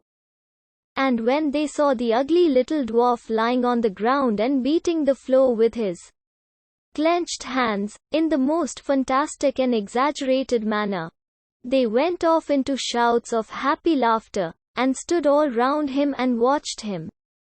His dancing was funny, said the Infanta, but his acting is funnier still. Indeed, he is almost as good as the puppets, only of course not quite so natural. And she fluttered her big fan, and applauded. But the little dwarf never looked up, and his sobs grew fainter and fainter. And suddenly he gave a curious gasp, and clutched his side. And then he fell back again, and lay quite still. "That is capital," said the Infanta, after a pause, "but now you must dance for me." "Yes," cried all the children, "you must get up and dance. For you are as clever as the Barbary apes, and much more ridiculous." But the little dwarf made no answer. And the Infanta stamped her foot, and called out to her uncle, who was walking on the terrace with the Chamberlain, reading some dispatches that had just arrived from Mexico, where the Holy Office had recently been established. "My funny little dwarf is sulking," she cried. "You must wake him up, and tell him to dance for me." They smiled at each other, and sauntered in, and Don Pedro stooped down, and slapped the dwarf on the cheek with his embroidered glove. "You must dance," he said, "Petit Monsignor. You must dance." The Infanta of Spain and the Indies wishes to be amused. But the little dwarf never moved. "A whipping master should be sent for," said Don Pedro wearily. And he went back to the terrace. But the Chamberlain looked grave, and he knelt beside the little dwarf, and put his hand upon his heart. And after a few moments he shrugged his shoulders, and rose up. And having made a low bow to the Infanta, he said, "Mi bella princessa, your funny little dwarf will never dance again.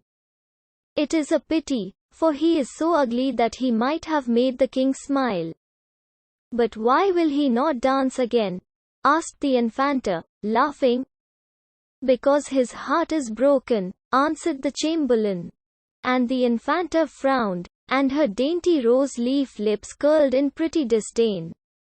"For the future let those who come to play with me have no hearts," she cried. And she ran out into the garden. Story number 8. The Fisherman and His Soul.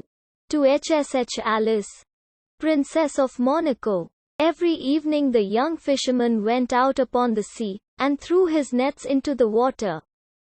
When the wind blew from the land he caught nothing, or but little at best. For it was a bitter and black-winged wind, and rough waves rose up to meet it. But when the wind blew to the shore, the fish came in from the deep, and swam into the meshes of his nets, and he took them to the marketplace and sold them. Every evening he went out upon the sea. And one evening the net was so heavy that hardly could he draw it into the boat. And he laughed, and said to himself, "Surely I have caught all the fish that swim, or snared some dull monster that will be a marvel to men, or something of horror that the great queen will desire," and putting forth all his strength, he tugged at the coarse rope still, like lines of blue enamel round a vase of bronze. The long veins rose up on his arms. He tugged at the thin ropes, and nearer came the circle of flat corks. And the net rose at last to the top of the water. But no fish at all was in it, nor any monster or thing of horror, but only a little mermaid lying fast asleep. Her hair was as a wet fleece of gold, and each separate hair is a thread of fine gold in a cup of glass. Her body was as white ivory, and her tail was of silver and pearl. Silver and pearl was her tail, and the green weeds of the sea coiled round it. And like seashells were her ears, and her lips were like sea coral. The cold waves dashed over her cold breasts, and the salt glistened upon her eyelids. So beautiful was she that when the young fisherman saw her he was filled with wonder. And he put out his hand and drew the net close to him. And leaning over the side he clasped her in his arms. And when he touched her, she gave a cry like a startled seagull, and woke, and looked at him in terror with her mauve amethyst eyes, and struggled that she might escape. But he held her tightly to him, and would not suffer her to depart. And when she saw that she could in no way escape from him, she began to weep, and said, I pray thee let me go, for I am the only daughter of a king, and my father is aged and alone.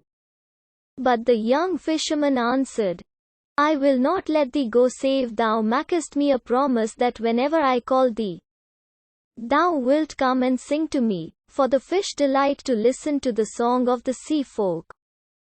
And so shall my nets be full. Wilt thou in very truth let me go, if I promise thee this? Cried the mermaid. In very truth I will let thee go, said the young fisherman. So she made him the promise he desired, and swore it by the oath of the sea folk. And he loosened his arms from about her, and she sank down into the water, trembling with a strange fear. Every evening the young fisherman went out upon the sea, and called to the mermaid. And she rose out of the water and sang to him. Round and round her swam the dolphins, and the wild gulls wheeled above her head. And she sang a marvelous song. For she sang of the sea folk who drive their flocks from cave to cave, and carry the little calves on their shoulders. Of the Tritons who have long green beards, and hairy breasts, and blow through twisted conchs when the king passes by. Of the palace of the king which is all of amber, with a roof of clear emerald, and a pavement of bright pearl, and of the gardens of the sea where the great filigrane fans of coral wave all day long, and the fish dart about like silver birds, and the anemones cling to the rocks, and the pinks burgeon in the ribbed yellow sand. She sang of the big whales that come down from the North Seas and have sharp icicles hanging to their fins, of the sirens who tell of such wonderful things that the merchants have to stop their ears with wax lest they should hear them, and leap into the water and be drowned. Of the sunken galleys with their tall masts, and the frozen sailors clinging to the rigging, and the mackerels swimming in and out of the open potholes. Of the little barnacles who are great travelers, and cling to the keels of the ships and go round and round the world. And of the cuttlefish who live in the sides of the cliffs and stretch out their long black arms, and can make night come when they will it. She sang of the nautilus who has a boat of her own that is carved out of an opal and steered with a silken sail. Of the happy mermen who play upon harps and can charm the great kraken to sleep.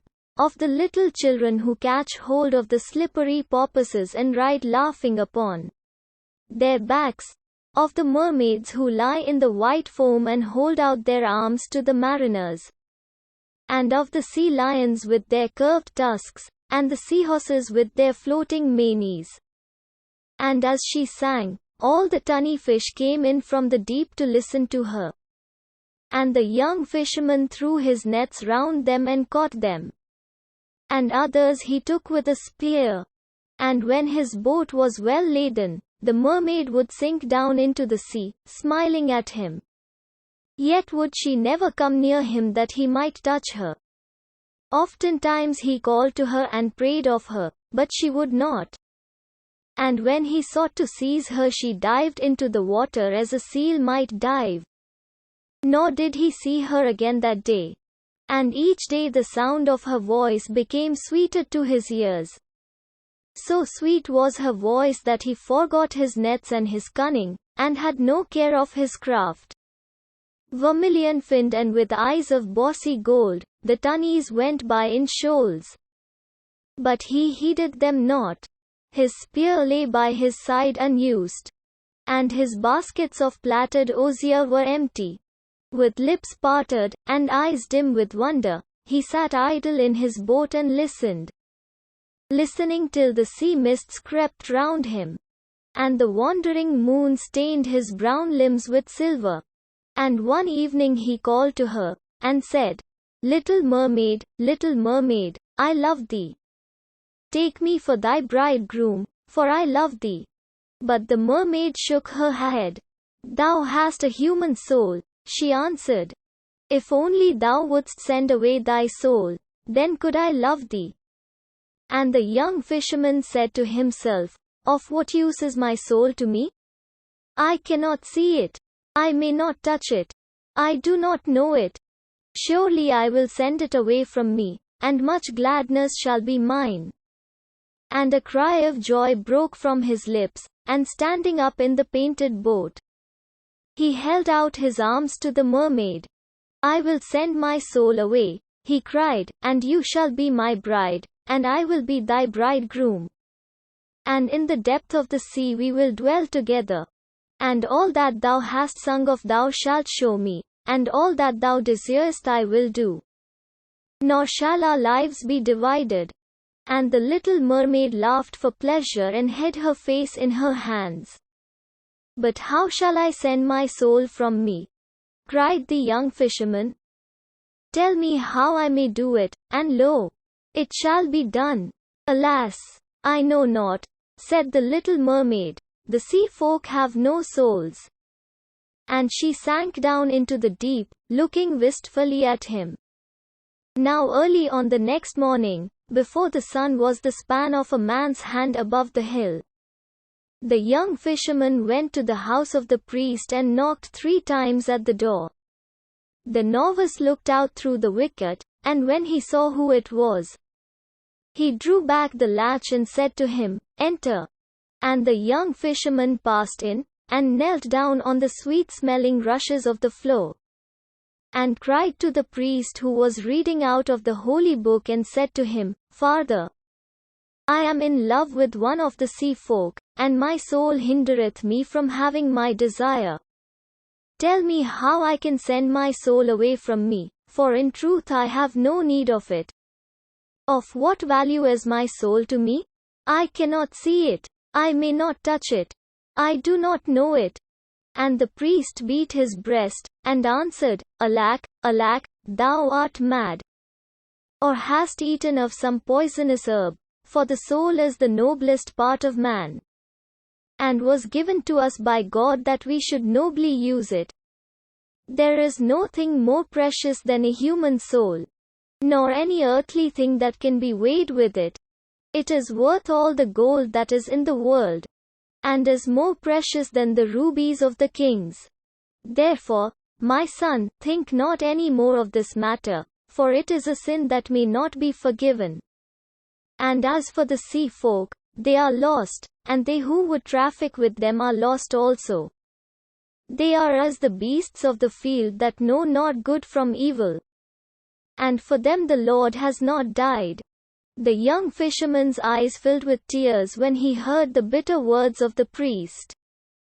And he rose up from his knees and said to him, Father, the fawns live in the forest and are glad, and on the rocks sit the mermaying with their harps of red gold.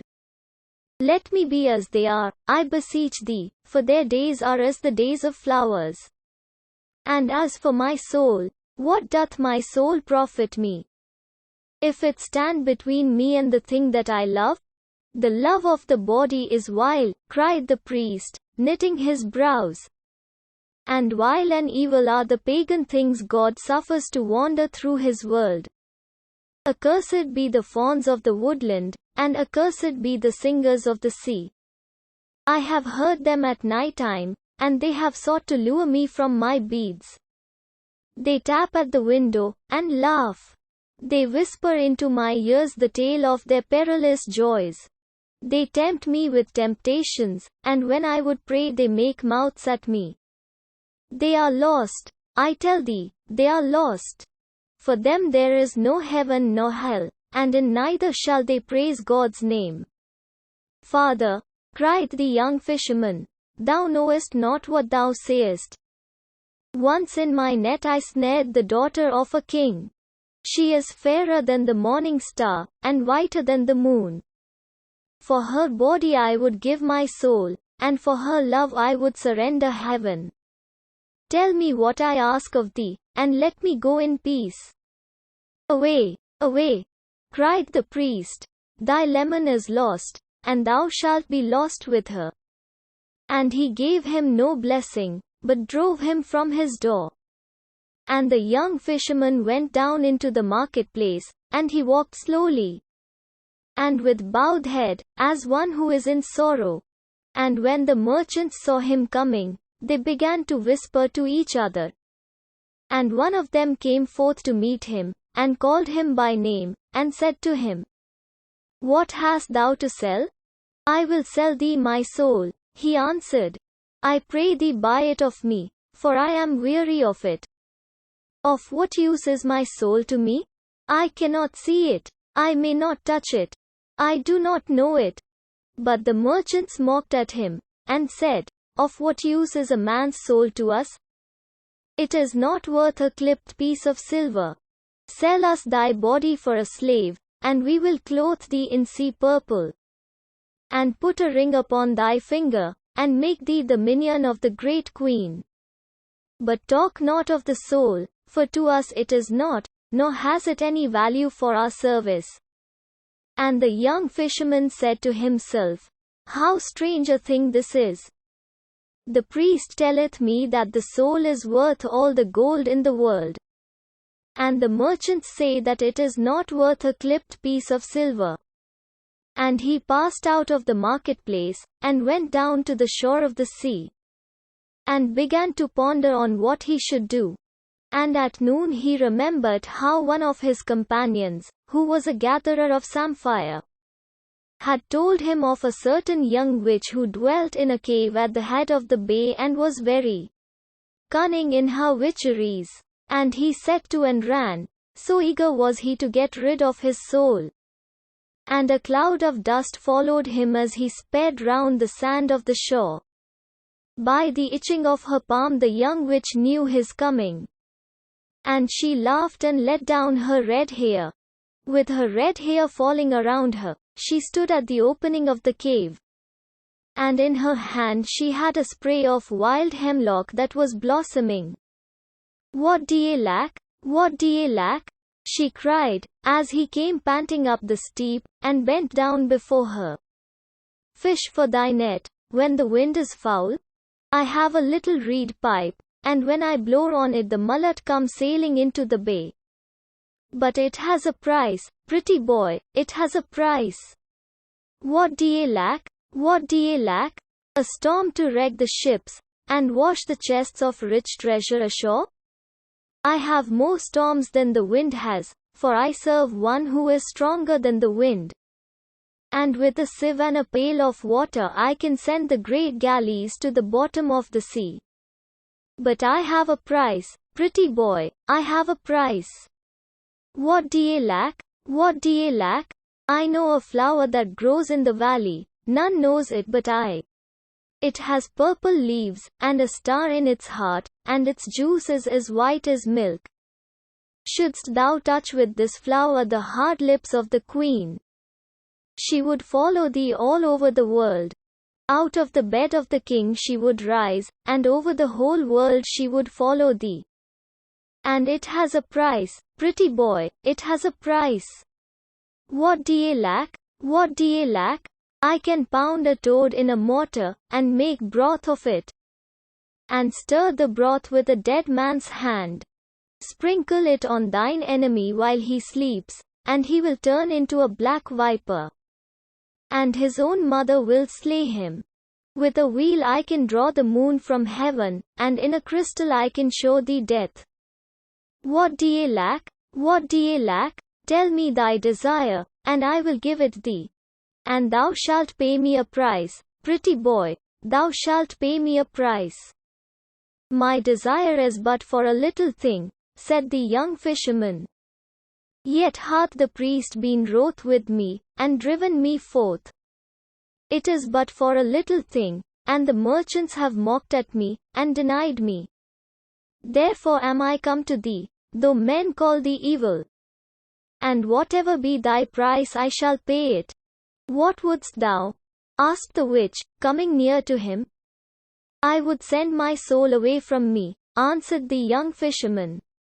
The witch grew pale, and shuddered, and hid her face in her blue mantle. Pretty boy, she muttered, "that is a terrible thing to do." He tossed his brown curls and laughed. "My soul is not to me," he answered. "I cannot see it. I may not touch it.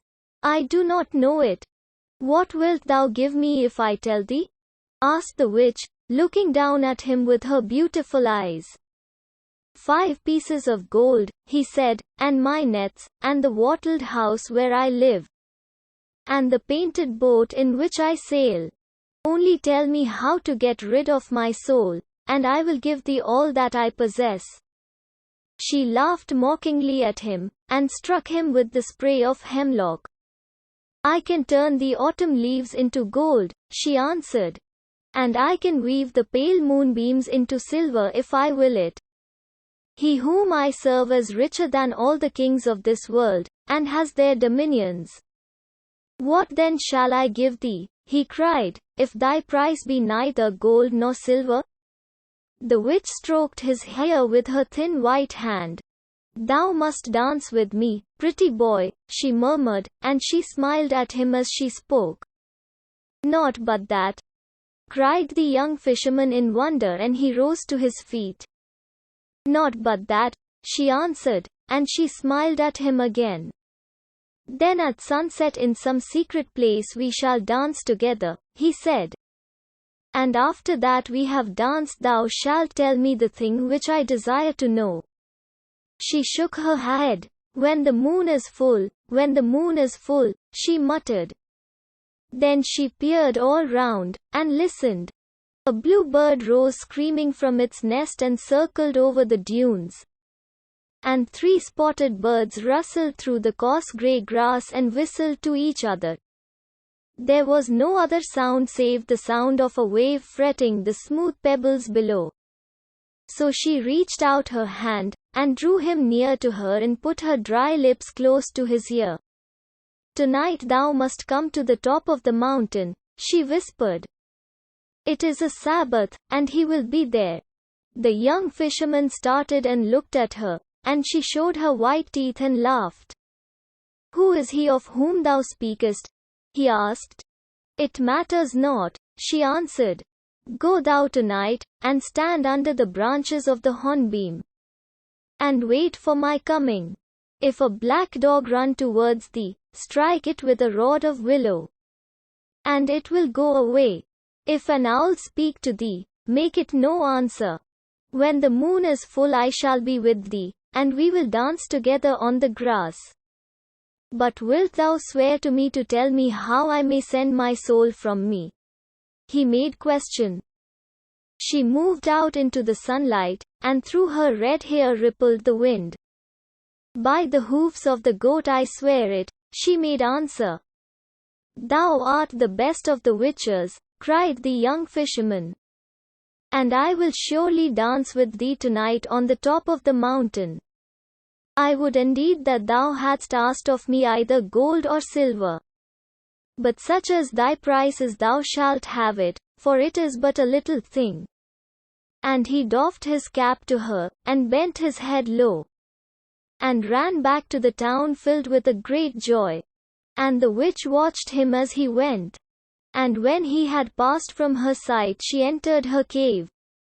And having taken a mirror from a box of carved cedarwood, she set it up on a frame, and burned were weighing on lighted charcoal before it, and peered through the coils of the smoke. And after a time she clenched her hands in anger. "He should have been mine," she muttered. "I am as fair as she is." And that evening, when the moon had risen, the young fisherman climbed up to the top of the mountain, and stood under the branches of the hornbeam. Like a targe of polished metal the round sea lay at his feet, and the shadows of the fishing boats moved in the little bay. A great owl, with yellow sulphurous eyes, called to him by his name, but he made it no answer. A black dog ran towards him and snarled. He struck it with a rod of willow, and it went away whining. At midnight the witches came flying through the air like bats. "Phew!" they cried, as they lit upon the ground, "there is someone here we know not." And they sniffed about, and chatted to each other, and made signs. Last of all came the young witch, with her red hair streaming in the wind. She wore a dress of gold tissue embroidered with peacock's eyes. And a little cap of green velvet was on her head. "Where is he? Where is he?" shrieked the witches when they saw her, but she only laughed. And ran to the hornbeam, and taking the fisherman by the hand she led him out into the moonlight and began to dance. Round and round they whirled, and the young witch jumped so high that he could see the scarlet heels of her shoes. Then right across the dancers came the sound of the galloping of a horse. But no horse was to be seen, and he felt afraid. "Faster!" cried the witch, and she threw her arms about his neck. And her breath was hot upon his face. "Faster! Faster!" she cried, and the earth seemed to spin beneath his feet, and his brain grew troubled. And a great terror fell on him, as of some evil thing that was watching him. And at last he became aware that under the shadow of a rock there was a figure that had not been there before.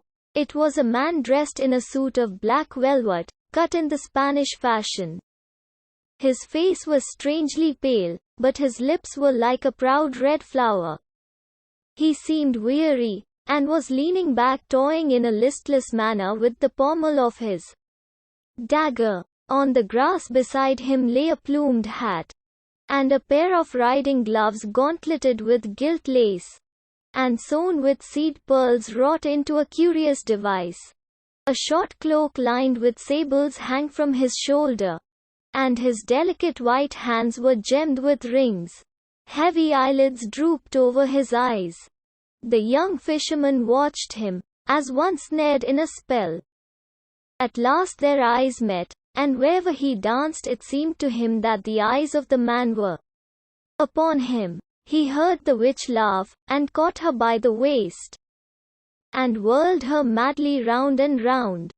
Suddenly a dog bayed in the wood, and the dancers stopped, and going up 2 by 2, knelt down, and kissed the man's hands. As they did so, a little smile touched his proud lips, as a bird's wing touches the water and makes it laugh. But there was disdain in it. He kept looking at the young fisherman. "Come, let us worship," whispered the witch, and she led him up. And a great desire to do as she besought him seized on him, and he followed her. But when he came close, and without knowing why he did it, he made on his breast the sign of the cross, and called upon the holy name. No sooner had he done so than the witches screamed like hawks and flew away. And the pallid face that had been watching him twitched with a spasm of pain. The man went over to a little wood, and whistled. A jennet with silver trappings came running to meet him. As he leapt upon the saddle he turned round, and looked at the young fisherman sadly.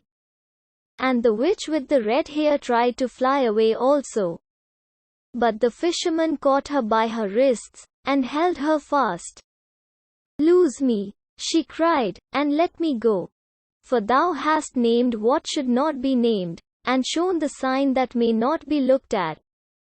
"Nay," he answered, "but I will not let thee go till thou hast told me the secret." "What secret?" said the witch, wrestling with him like a wild cat, and biting her foam-flecked lips. "Thou knowest," he made answer.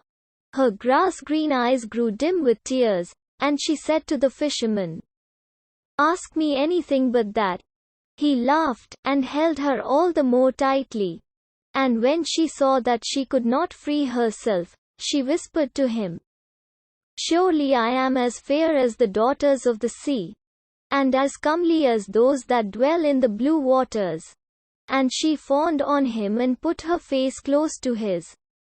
But he thrust her back frowning, and said to her, "If thou keepest not the promise that thou madest to me, I will slay thee for a false witch." She grew grey as a blossom of the Judas tree, and shuddered.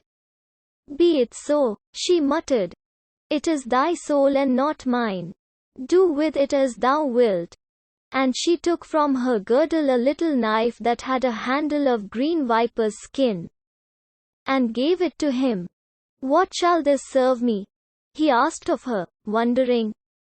She was silent for a few moments, and a look of terror came over her face. Then she brushed her hair back from her forehead, and smiling strangely she said to him, "What men call the shadow of the body is not the shadow of the body, but is the body of the soul. Stand on the seashore with thy back to the moon, and cut away from around thy feet thy shadow, which is thy soul's body, and bid thy soul leave thee, and it will do so." The young fisherman trembled. "Is this true?" he murmured. "It is true, and I would that I had not told thee of it," she cried. And she clung to his knees weeping. He put her from him and left her in the rank grass. And going to the edge of the mountain, he placed the knife in his belt and began to climb down. And his soul that was within him called out to him and said, "Lo, I have dwelt with thee for all these years, and have been thy servant. Send me not away from thee now, for what evil have I done thee?" And the young fisherman laughed. "Thou hast done me no evil, but I have no need of thee," he answered.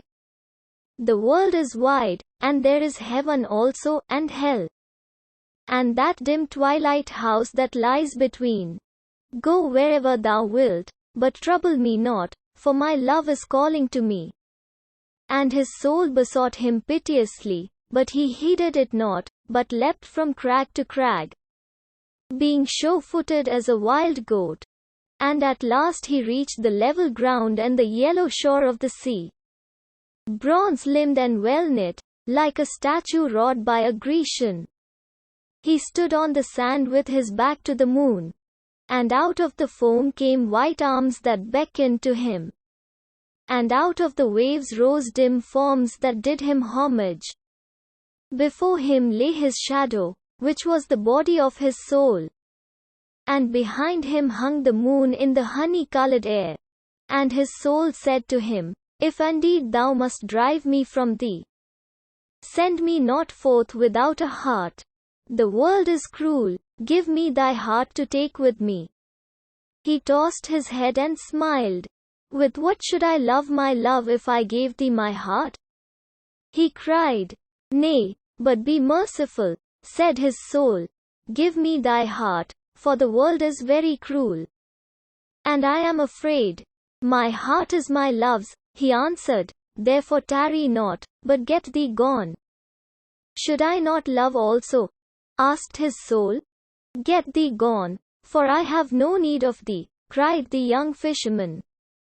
And he took the little knife with its handle of green viper's skin, and cut away his shadow from around his feet, and it rose up and stood before him, and looked at him, and it was even as himself. He crept back, and thrust the knife into his belt, and a feeling of awe came over him. "Get thee gone," he murmured, "and let me see thy face no more."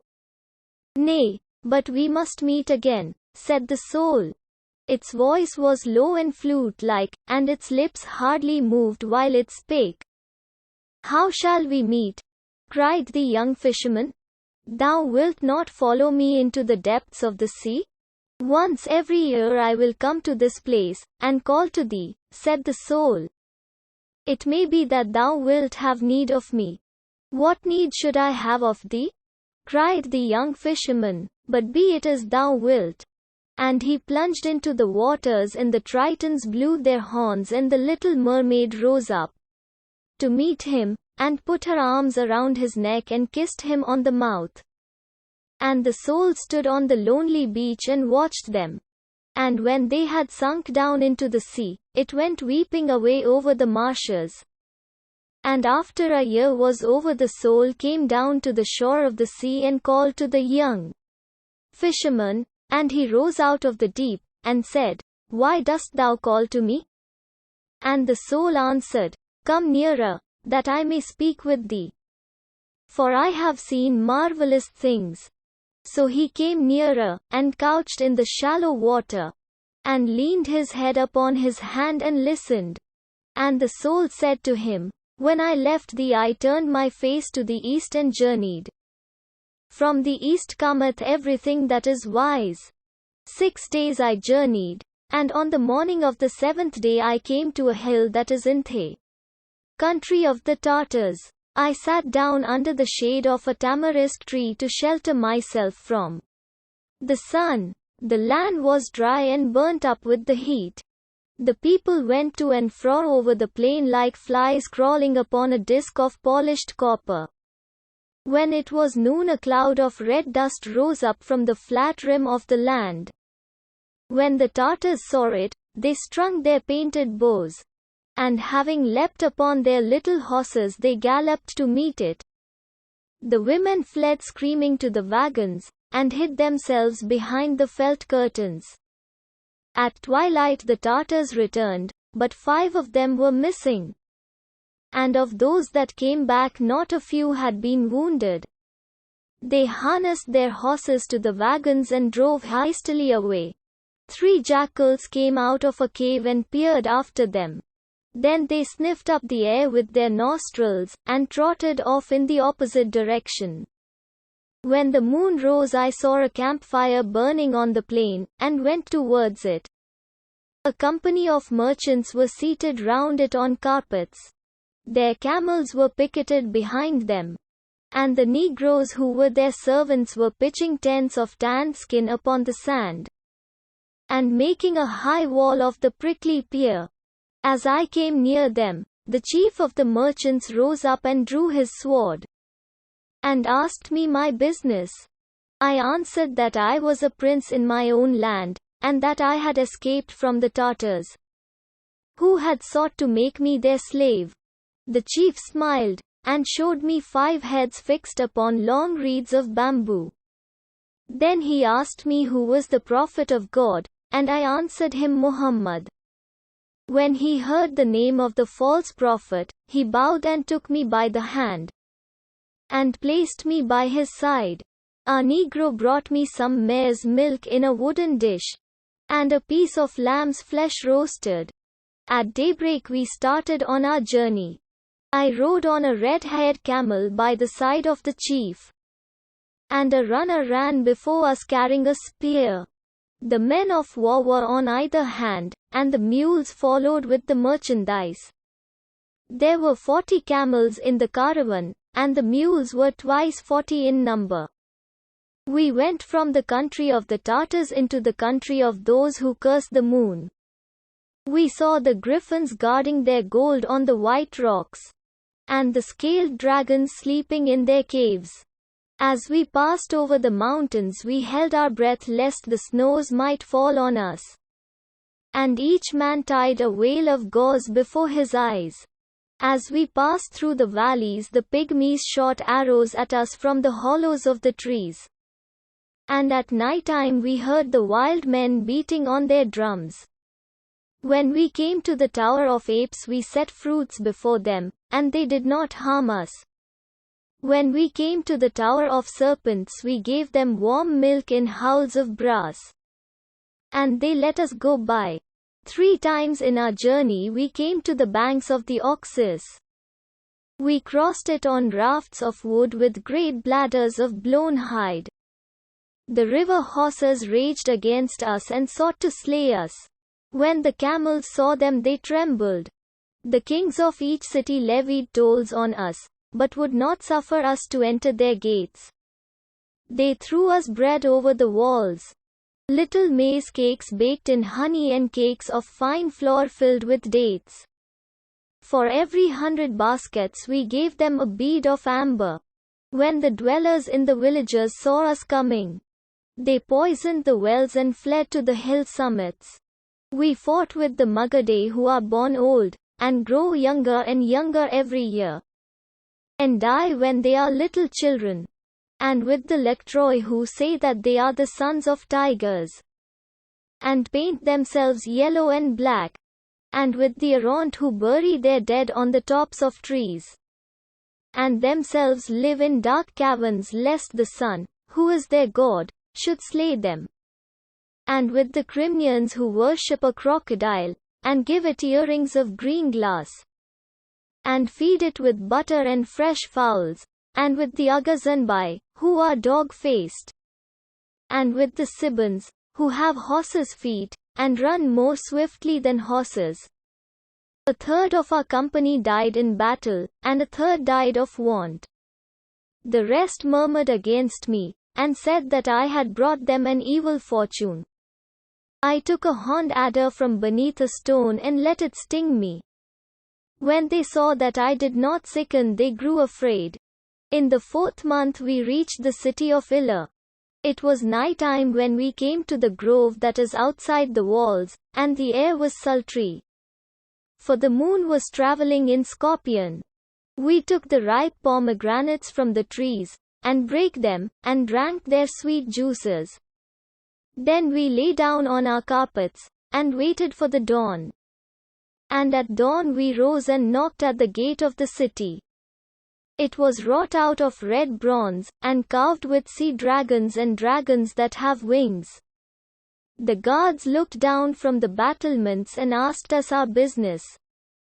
The interpreter of the caravan answered that we had come from the island of Syria with much merchandise. They took hostages, and told us that they would open the gate to us at noon, and bade us tarry till then. When it was noon they opened the gate, and as we entered in the people came crowding out of the houses to look at us. And a crier went round the city crying through a shell. We stood in the marketplace, and the negroes uncorded the bales of figured clothes and opened the carved chests of sycamore. And when they had ended their task, the merchants set forth their strange wares, the waxed linen from Egypt and the painted linen from the country of the Ethiops, the purple sponges from Tyre and the blue hangings from Sidon, the cups of cold amber and the fine vessels of glass and the curious vessels of burnt clay. From the roof of a house a company of women watched us. One of them wore a mask of gilded leather. And on the first day the priests came and bartered with us. And on the second day came the nobles, and on the third day came the craftsmen and the slaves. And this is their custom with all merchants as long as they tarry in the city. And we tarried for a moon, and when the moon was waning, I wearied and wandered away through the streets of the city and came to the garden of its god. The priests in their yellow robes moved silently through the green trees. And on a pavement of black marble stood the rose-red house in which the god had his dwelling. Its doors were of powdered lacquer, and bulls and peacocks were wrought on them in raised and polished gold. The tilted roof was of sea-green porcelain, and the jutting eaves were festooned with little bells. When the white doves flew past, they struck the bells with their wings and made them tinkle. In front of the temple was a pool of clear water paved with veined onyx. I lay down beside it, and with my pale fingers I touched the broad leaves. One of the priests came towards me and stood behind me. He had sandals on his feet, one of soft serpent skin and the other of bird's plumage. On his head was a mitre of black felt decorated with silver crescents. 7 yellows were woven into his robe, and his frizzed hair was stained with antimony. After a little while he spake to me, and asked me my desire. I told him that my desire was to see the god. The god is hunting, said the priest, looking strangely at me with his small slanting eyes. Tell me in what forest, and I will ride with him, I answered. He combed out the soft fringes of his tunic with his long pointed nails. The god is asleep, He murmured. Tell me on what couch, and I will watch by him, I answered. The god is at the feast, he cried. If the wine be sweet I will drink it with him. And if it be bitter I will drink it with him also, was my answer. He bowed his head in wonder, and, taking me by the hand, he raised me up and led me into the temple. And in the first chamber I saw an idol seated on a throne of jasper bordered with great orient pearls. It was carved out of ebony, and in stature was of the stature of a man. On its forehead was a ruby, and thick oil dripped from its hair onto its thighs. Its feet were red with the blood of a newly slain kid. And its loins girt with a copper belt that was studded with 7 beryls. And I said to the priest, Is this the god? And he answered me, This is the god. Show me the god, I cried, or I will surely slay thee. And I touched his hand, and it became withered. And the priest besought me, saying, Let my lord heal his servant, and I will show him the god. So I breathed with my breath upon his hand, and it became whole again. And he trembled and led me into the second chamber. And I saw an idol standing on a lotus of jade hung with great emeralds. It was carved out of ivory, and in stature was twice the stature of a man. On its forehead was a chrysolite, and its breasts were smeared with myrrh and cinnamon. In one hand it held a crooked scepter of jade, and in the other a round crystal. It wore buskins of brass, and its thick neck was circled with a circle of selenites. And I said to the priest, Is this the god? And he answered me, This is the god. Show me the god, I cried, or I will surely slay thee. And I touched his eyes, and they became blind. And the priest besought me, saying, Let my lord heal his servant, and I will show him the god. So I breathed with my breath upon his eyes, and the sight came back to them. And he trembled again, and led me into the third chamber, and lo, there was no idol in it, nor image of any kind, but only a mirror of round metal set on an altar of stone. And I said to the priest, Where is the god? And he answered me, There is no god but this mirror that thou sayest.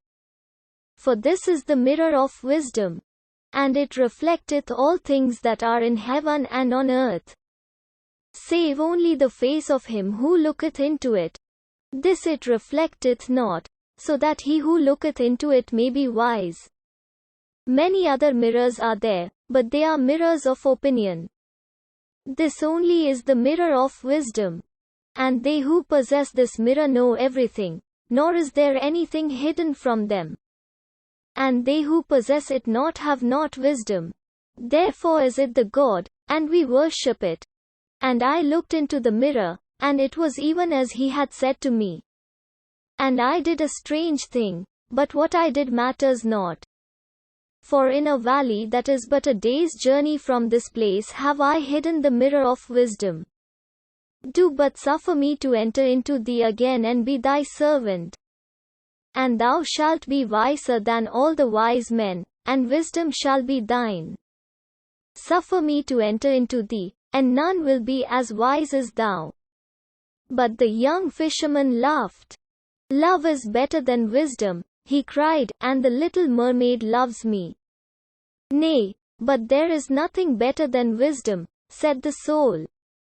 Love is better, answered the young fisherman, and he plunged into the deep. And the soul went weeping away over the marshes. And after the second year was over, the soul came down to the shore of the sea, and called to the young fisherman, and he rose out of the deep and said, Why dost thou call to me? And the soul answered, Come nearer, that I may speak with thee. For I have seen marvelous things.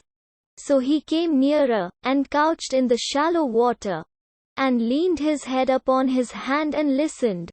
And the soul said to him, When I left thee, I turned my face to the south and journeyed From the south cometh everything that is precious. 6 days I journeyed along the highways that lead to the city of Uster. Along the dusty red-dyed highways by which the pilgrims are wont to go did I journey. And on the morning of the 7th day I lifted up my eyes, and lo! The city lay at my feet, for it is in a valley. There are 9 gates to this city. And in front of each gate stands a bronze horse that neighs when the Bedouins come down from the mountains. The walls are cased with copper, and the watchtowers on the walls are roofed with brass. In every tower stands an archer with a bow in his hand. At sunrise he strikes with an arrow on a gong, and at sunset he blows through a horn of horn. When I sought to enter, the guard stopped me and asked of me who I was. I made answer that I was a dervish and on my way to the city of Makkah, where there was a green veil on which the Quran was embroidered in silver letters by the hands of the angels. They were filled with wonder, and entreated me to pass in. Inside it is even as a bazaar. Surely thou shouldst have been with me. Across the narrow streets the gay lanterns of paper flutter like large butterflies. When the wind blows over the roofs they rise and fall as painted bubbles do. In front of their booths sit the merchants on silken carpets. They have straight black beards, and their turbans are covered with golden sequins. And long strings of amber and carved peach stones glide through their cool fingers. Some of them sell gulbanum and nard, and curious perfumes from the islands of the Indian Sea. And the thick oil of red roses, and myrrh and little nail-shaped cloves. When one stops to speak to them, they throw pinches of frankincense upon a charcoal brazier and make the air sweet. I saw a Syrian who held in his hands a thin rod like a reed. Grey threads of smoke came from it, and its odor as it burned was as the odor of the pink almond in spring. Others sell silver bracelets embossed all over with creamy blue turquoise stones, and anklets of brass wire fringed with little pearls, and tiger's claws set in gold. And the claws of that gilt cat, the leopard, set in gold also, and earrings of pierced emerald, and finger rings of hollowed jade. From the tea houses comes the sound of the guitar, and the opium smokers with their white smiling faces look out at the passers-by. Of a truth thou shouldst have been with me. The wine sellers elbow their way through the crowd with great black skins on their shoulders. Most of them sell the wine of Shiraz, which is as sweet as honey. They serve it in little metal cups and strew rose leaves upon it. In the marketplace stand the fruit sellers, who sell all kinds of fruit, ripe figs with their bruised purple flesh, melons, smelling of musk and yellow as topazes, citrons and rose apples in clusters of white grapes, round red gold oranges, and oval lemons of green gold. Once I saw an elephant go by. Its trunk was painted with vermilion and turmeric, and over its ears it had a net of crimson silk cord. It stopped opposite one of the booths and began eating the oranges, and the man only laughed. Thou canst not think how strange a people they are. When they are glad they go to the bird sellers and buy of them a caged bird, and set it free that their joy may be greater. And when they are sad they scourge themselves with thorns that their sorrow may not grow less. One evening I met some Negroes carrying a heavy palanquin through the bazaar. It was made of gilded bamboo, and the poles were of vermilion lacquer studded with brass peacocks. Across the windows hung thin curtains of muslin embroidered with beetles' wings and with tiny seed pearls, and as it passed by a pale-faced Circassian looked out and smiled at me. I followed behind, and the Negroes hurried their steps and scowled. But I did not care. I felt a great curiosity come over me. At last they stopped at a square white house. There were no windows to it, only a little door like the door of a tomb. They set down the palanquin and knocked 3 times with a copper hammer. An Armenian in a kaftan of green leather peered through the wicket. And when he saw them he opened, and spread a carpet on the ground, and the woman stepped out. As she went in, she turned round and smiled at me again. I had never seen anyone so pale. When the moon rose I returned to the same place and sought for the house. But it was no longer there. When I saw that, I knew who the woman was, and wherefore she had smiled at me. Certainly thou shouldst have been with me. On the feast of the new moon the young emperor came forth from his palace and went into the mosque to pray. His hair and beard were dyed with rose leaves, and his cheeks were powdered with a fine gold dust. The palms of his feet and hands were yellow with saffron. At sunrise he went forth from his palace in a robe of silver, and at sunset he returned to it again in a robe of gold. The people flung themselves on the ground and hid their faces, but I would not do so. I stood by the stall of a seller of dates and waited. When the emperor saw me, he raised his painted eyebrows and stopped. I stood quite still, and made him no obeisance. The people marveled at my boldness, and counseled me to flee from the city. I paid no heed to them, but went and sat with the sellers of strange gods, who by reason of their craft are abominated. When I told them what I had done, each of them gave me a god and prayed me to leave them.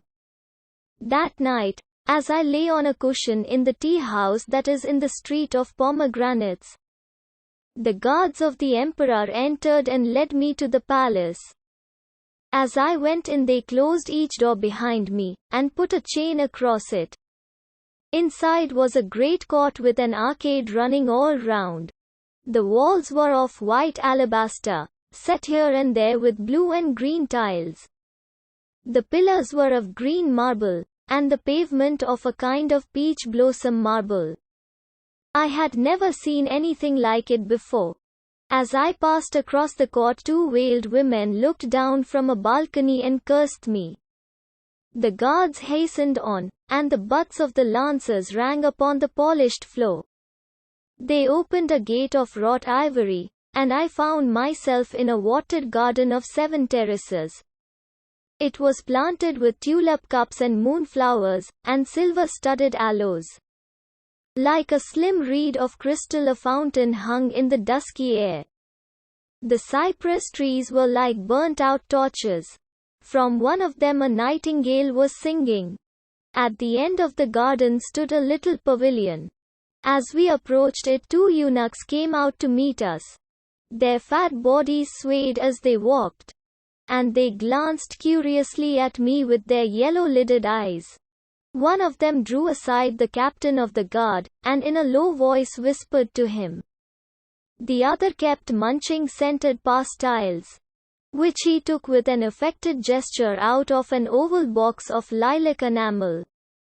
After a few moments the captain of the guard dismissed the soldiers. They went back to the palace, the eunuchs following slowly behind and plucking the sweet mulberries from the trees as they passed. Once the elder of the 2 turned round, and smiled at me with an evil smile.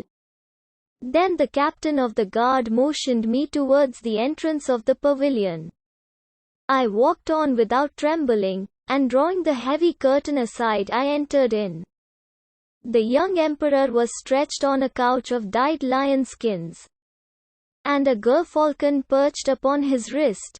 Behind him stood a brass-turbaned Nubian, naked down to the waist, and with heavy earrings in his split ears. On a table by the side of the couch lay a mighty scimitar of steel. When the emperor saw me he frowned, and said to me, "What is thy name? Knowest thou not that I am emperor of this city?" But I made him no answer. He pointed with his finger at the scimitar, and the Nubians seized it. and rushing forward struck at me with great violence. The blade whizzed through me, and did me no hurt. The man fell sprawling on the floor. And when he rose up his teeth chattered with terror and he hid himself behind the couch. The emperor leapt to his feet, and taking a lance from a stand of arms, he threw it at me. I caught it in its flight, and brake the shaft into 2 pieces. He shot at me with an arrow, but I held up my hands and it stopped in mid-air. Then he drew a dagger from a belt of white leather, and stabbed the Nubian in the throat lest the slave should tell of his dishonor. The man writhed like a trampled snake, and a red foam bubbled from his lips. As soon as he was dead the emperor turned to me. And when he had wiped away the bright sweat from his brow with a little napkin of purfled and purpled silk, he said to me, Art thou a prophet, that I may not harm thee? Or the son of a prophet, that I can do thee no hurt? I pray thee leave my city tonight, for while thou art in it I am no longer its lord. And I answered him, I will go for half of thy treasure. Give me half of thy treasure, and I will go away. He took me by the hand, and led me out into the garden. When the captain of the guard saw me, he wondered. When the eunuchs saw me, their knees shook and they fell upon the ground in fear. There is a chamber in the palace that has 8 walls of red porphyry, and a brass sealed ceiling hung with lamps. The emperor touched one of the walls and it opened. And we passed down a corridor that was lit with many torches.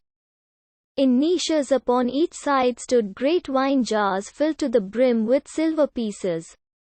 When we reached the center of the corridor the emperor spake the word that may not be spoken. And a granite door swung back on a secret spring. And he put his hands before his face lest his eyes should be dazzled. Thou couldst not believe how marvelous a place it was. There were huge tortoise shells full of pearls, and hollowed moonstones of great size piled up with red rubies. The gold was stored in coffers of elephant hide, and the gold dust in leather bottles. There were opals and sapphires, the former in cups of crystal, and the latter in cups of jade. Round green emeralds were ranged in order upon thin plates of ivory. And in one corner were silk bags filled, some with turquoise stones, and others with beryls. The ivory horns were heaped with purple amethysts, and the horns of brass with chalcedonies and sards. The pillars, which were of cedar, were hung with strings of yellow lynx stones. In the flat oval shields there were carbuncles, both wine-colored and colored like grass. And yet I have told thee but a tithe of what was there. And when the emperor had taken away his hands from before his face he said to me, This is my house of treasure, and half that is in it is thine, even as I promised to thee. And I will give thee camels and camel drivers. And they shall do thy bidding and take thy share of the treasure to whatever part of the world thou desirest to go, and the thing shall be done tonight, for I would not that the son, who is my father, should see that there is in my city a man whom I cannot slay. But I answered him, The gold that is here is thine, and the silver also is thine. And thine are the precious jewels and the things of price. As for me, I have no need of these. Nor shall I take aught from thee but that little ring that thou wearest on the finger of thy hand. And the emperor frowned. It is but a ring of lead, he cried, nor has it any value. Therefore take thy half of the treasure and go from my city. Nay, I answered, but I will take naught but that leaden ring. For I know what is written within it, and for what purpose. And the emperor trembled, and besought me and said, Take all the treasure and go from my city. The half that is mine shall be thine also. And I did a strange thing, but what I did matters not. For in a cave that is but a day's journey from this place have I hidden the ring of riches. It is but a day's journey from this place, and it waits for thy coming. He who has this ring is richer than all the kings of the world. Come therefore and take it, and the world's riches shall be thine. But the young fisherman laughed. Love is better than riches, he cried, and the little mermaid loves me. Nay, but there is nothing better than riches, said the soul. Love is better, answered the young fisherman, and he plunged into the deep. And the soul went weeping away over the marshes. And after the 3rd year was over, the soul came down to the shore of the sea, and called to the young fisherman, and he rose out of the deep and said, Why dost thou call to me? And the soul answered, Come nearer, that I may speak with thee. For I have seen marvelous things. So he came nearer, and couched in the shallow water, and leaned his head upon his hand and listened. And the soul said to him, In a city that I know of there is an inn that standeth by a river. I sat there with sailors who drank of 2 different colored wines, and ate bread made of barley, and little salt fish served in bay leaves with vinegar. And as we sat and made merry, there entered to us an old man bearing a leathern carpet and a lute that had 2 horns of amber. And when he had laid out the carpet on the floor, he struck with a quill on the wire strings of his lute.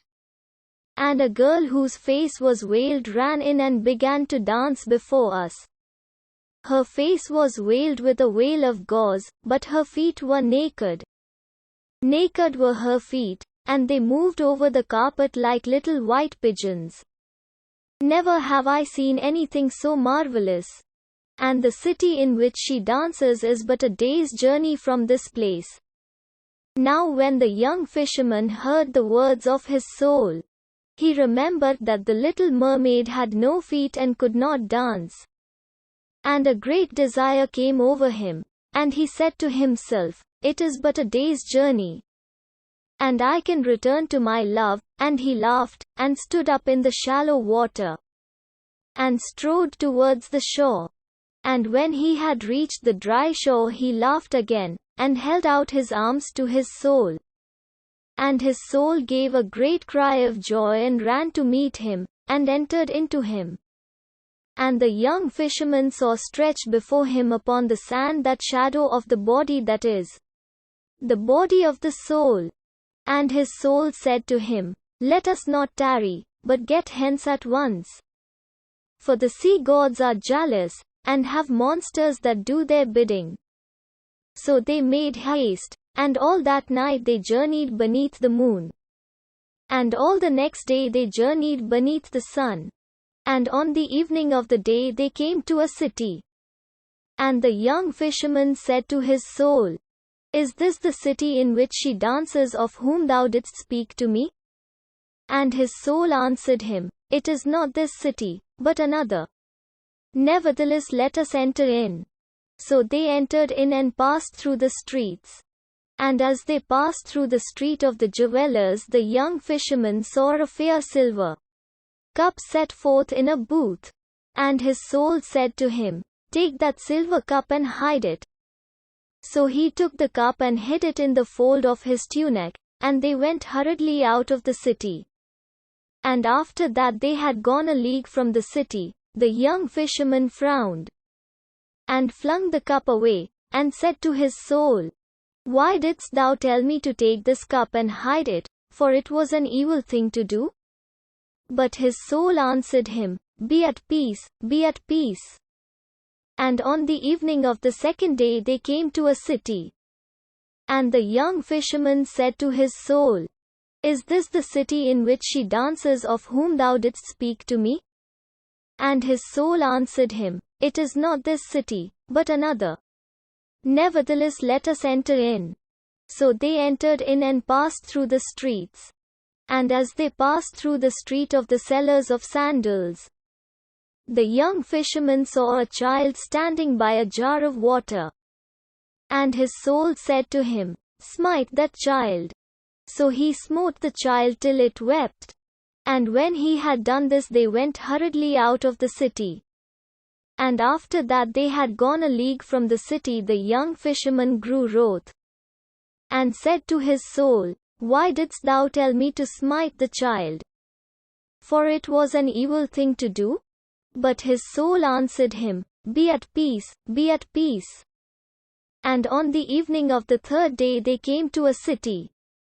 And the young fisherman said to his soul, Is this the city in which she dances of whom thou didst speak to me? And his soul answered him, It may be that it is in this city, therefore let us enter in. So they entered in and passed through the streets. But nowhere could the young fisherman find the river or the inn that stood by its side. And the people of the city looked curiously at him, and he grew afraid and said to his soul, Let us go hence, for she who dances with white feet is not here. But his soul answered, Nay, but let us tarry. For the night is dark and there will be robbers on the way. So he sat him down in the marketplace and rested. And after a time there went by a hooded merchant who had a cloak of cloth of Tartary, and bare a lantern of pierced horn at the end of a jointed reed. And the merchant said to him, Why dost thou sit in the marketplace, seeing that the booths are closed and the bales corded? And the young fisherman answered him, I can find no inn in this city, nor have I any kinsman who might give me shelter. Are we not all kinsmen? Said the merchant. And did not one God make us? Therefore come with me, for I have a guest chamber. So the young fisherman rose up and followed the merchant to his house. And when he had passed through a garden of pomegranates and entered into the house, the merchant brought him rose water in a copper dish that he might wash his hands, and ripe melons that he might quench his thirst, and set a bowl of rice and a piece of roasted kid before him. And after that he had finished, the merchant led him to the guest chamber, and bade him sleep and be at rest. And the young fisherman gave him thanks, and kissed the ring that was on his hand, and flung himself down on the carpets of dyed goat's hair.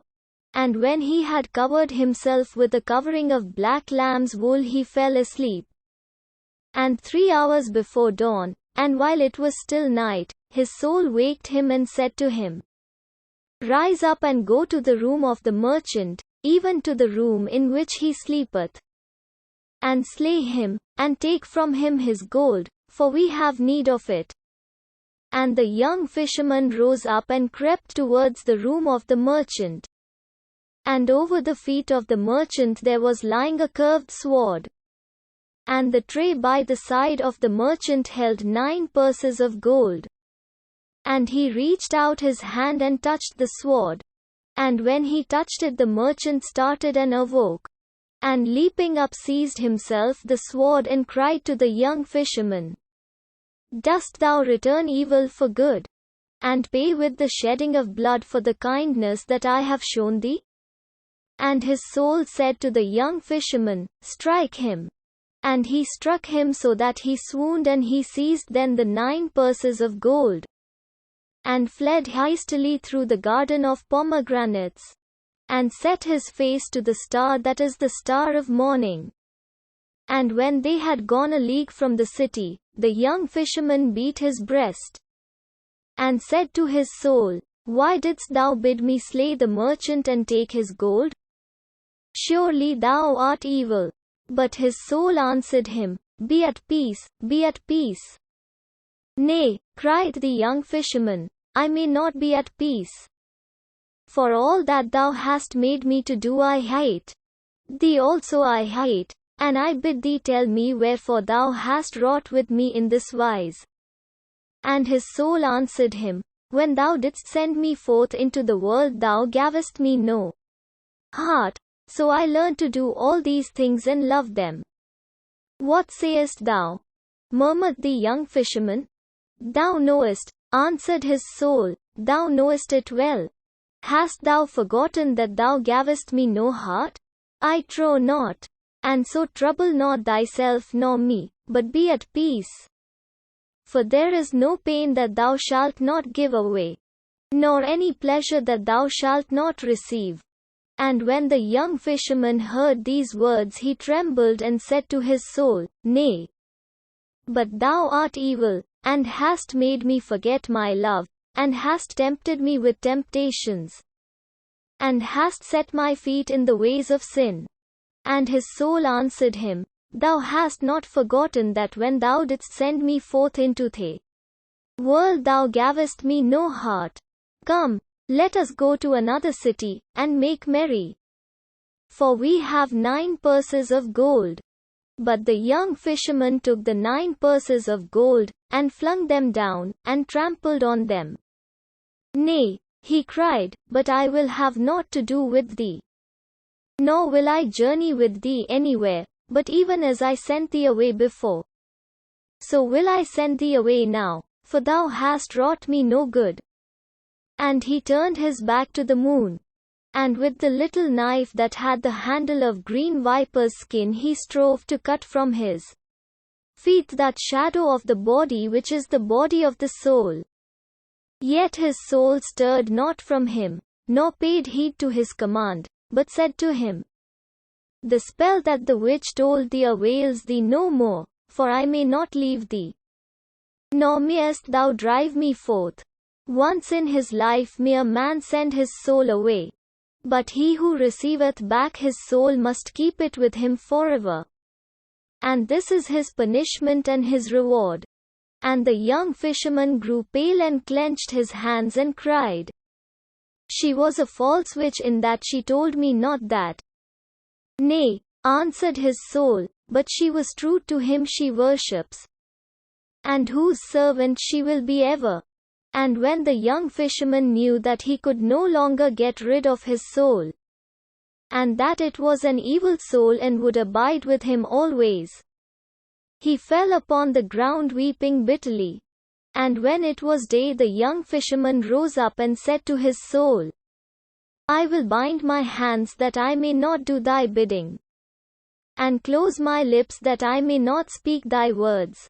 And I will return to the place where she whom I love has her dwelling. Even to the sea will I return, and to the little bay where she is wont to sing. And I will call to her and tell her the evil I have done and the evil thou hast wrought on me.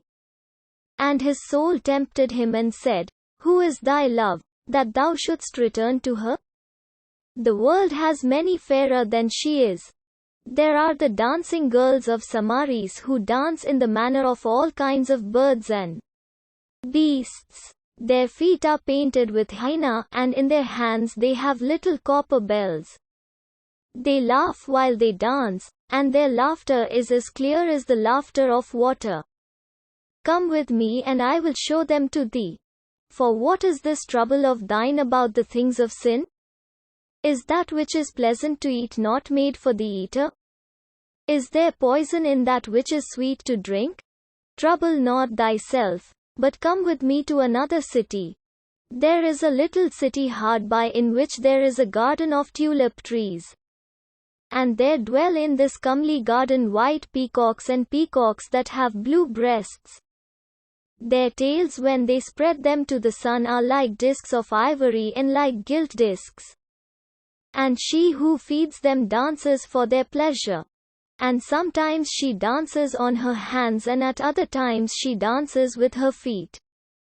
Her eyes are colored with stibium, and her nostrils are shaped like the wings of a swallow. From a hook in one of her nostrils hangs a flower that is carved out of a pearl. She laughs while she dances, and the silver rings that are about her ankles tinkle like bells of silver. And so trouble not thyself any more, but come with me to this city. But the young fisherman answered not his soul, but closed his lips with the seal of silence and with a tight cord bound his hands, and journeyed back to the place from which he had come, even to the little bay where his love had been wont to sing. And ever did his soul tempt him by the way, but he made it no answer. Nor would he do any of the wickedness that it sought to make him to do. So great was the power of the love that was within him. And when he had reached the shore of the sea, he loosed the cord from his hands, and took the seal of silence from his lips, and called to the little mermaid. But she came not to his call, though he called to her all day long and besought her. And his soul mocked him and said, Surely thou hast but little joy out of thy love. Thou art as one who in time of death pours water into a broken vessel. Thou givest away what thou hast, and naught is given to thee in return. It were better for thee to come with me, for I know where the valley of pleasure lies, and what things are wrought there. But the young fisherman answered not his soul, but in a cleft of the rock he built himself a house of wattles, and abode there for the space of a year. And every morning he called to the mermaid, and every noon he called to her again. And at night time he spake her name. Yet never did she rise out of the sea to meet him. Nor in any place of the sea could he find her, though he sought for her in the caves and in the green water, in the pools of the tide and in the wells that are at the bottom of the deep. And ever did his soul tempt him with evil, and whisper of terrible things. Yet did it not prevail against him, so great was the power of his love. And after the year was over, the soul thought within himself, I have tempted my master with evil, and his love is stronger than I am. I will tempt him now with good, and it may be that he will come with me. So he spake to the young fisherman and said, I have told thee of the joy of the world, and thou hast turned a deaf ear to me. Suffer me now to tell thee of the world's pain, and it may be that thou wilt hearken. For of a truth pain is the lord of this world, nor is there anyone who escapes from its net. There be some who lack raiment, and others who lack bread. There be widows who sit in purple, and widows who sit in rags. To and fro over the fens go the lepers, and they are cruel to each other. The beggars go up and down on the highways, and their wallets are empty. Through the streets of the cities walks famine, and the plague sits at their gates. Come, let us go forth and mend these things, and make them not to be. Wherefore shouldst thou tarry here calling to thy love, seeing she comes not to thy call? And what is love, that thou shouldst set this high store upon it? But the young fisherman answered it not, so great was the power of his love. And every morning he called to the mermaid, and every noon he called to her again. And at night time he spake her name. Yet never did she rise out of the sea to meet him. Nor in any place of the sea could he find her, though he sought for her in the rivers of the sea, and in the valleys that are under the waves. In the sea that the night makes purple, and in the sea that the dawn leaves grey. And after the second year was over, the soul said to the young fisherman at night time, and as he sat in the wattled house alone, Lo, now I have tempted thee with evil, and I have tempted thee with good. And thy love is stronger than I am. Wherefore will I tempt thee no longer, but I pray thee to suffer me to enter thy heart, that I may be one with thee even as before. Surely thou mayest enter, said the young fisherman. For in the days when with no heart thou didst go through the world thou must have much suffered. Alas, cried his soul, I can find no place of entrance. So compassed about with love is this heart of thine. Yet I would that I could help thee, said the young fisherman. And as he spake there came a great cry of mourning from the sea. Even the cry that men hear when one of the sea folk is dead. And the young fisherman leapt up, and left his wattled house, and ran down to the shore. And the black waves came hurrying to the shore, bearing with them a burden that was whiter than silver. White as the surf it was, and like a flower it tossed on the waves. And the surf took it from the waves, and the foam took it from the surf. And the shore received it, and lying at his feet the young fisherman saw the body of the little mermaid. Dead at his feet it was lying. Weeping as one smitten with pain, he flung himself down beside it.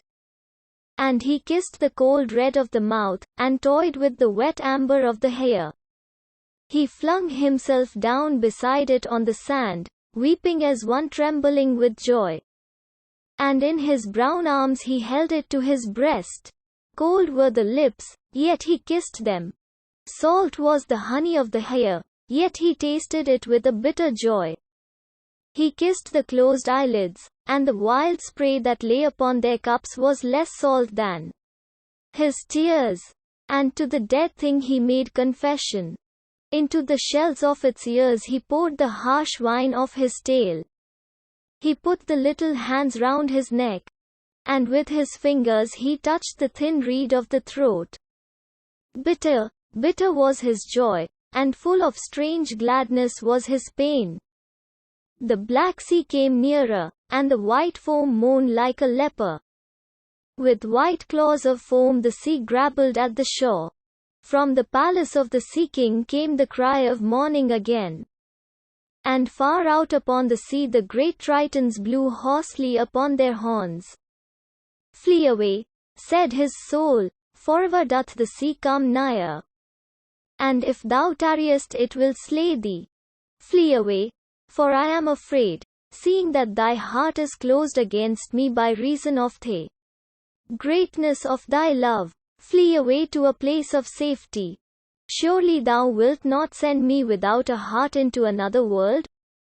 But the young fisherman listened not to his soul, but called on the little mermaid and said, Love is better than wisdom, and more precious than riches, and fairer than the feet of the daughters of men. The fires cannot destroy it, nor can the waters quench it. I called on thee at dawn, and thou didst not come to my call. The moon heard thy name, yet hadst thou no heed of me.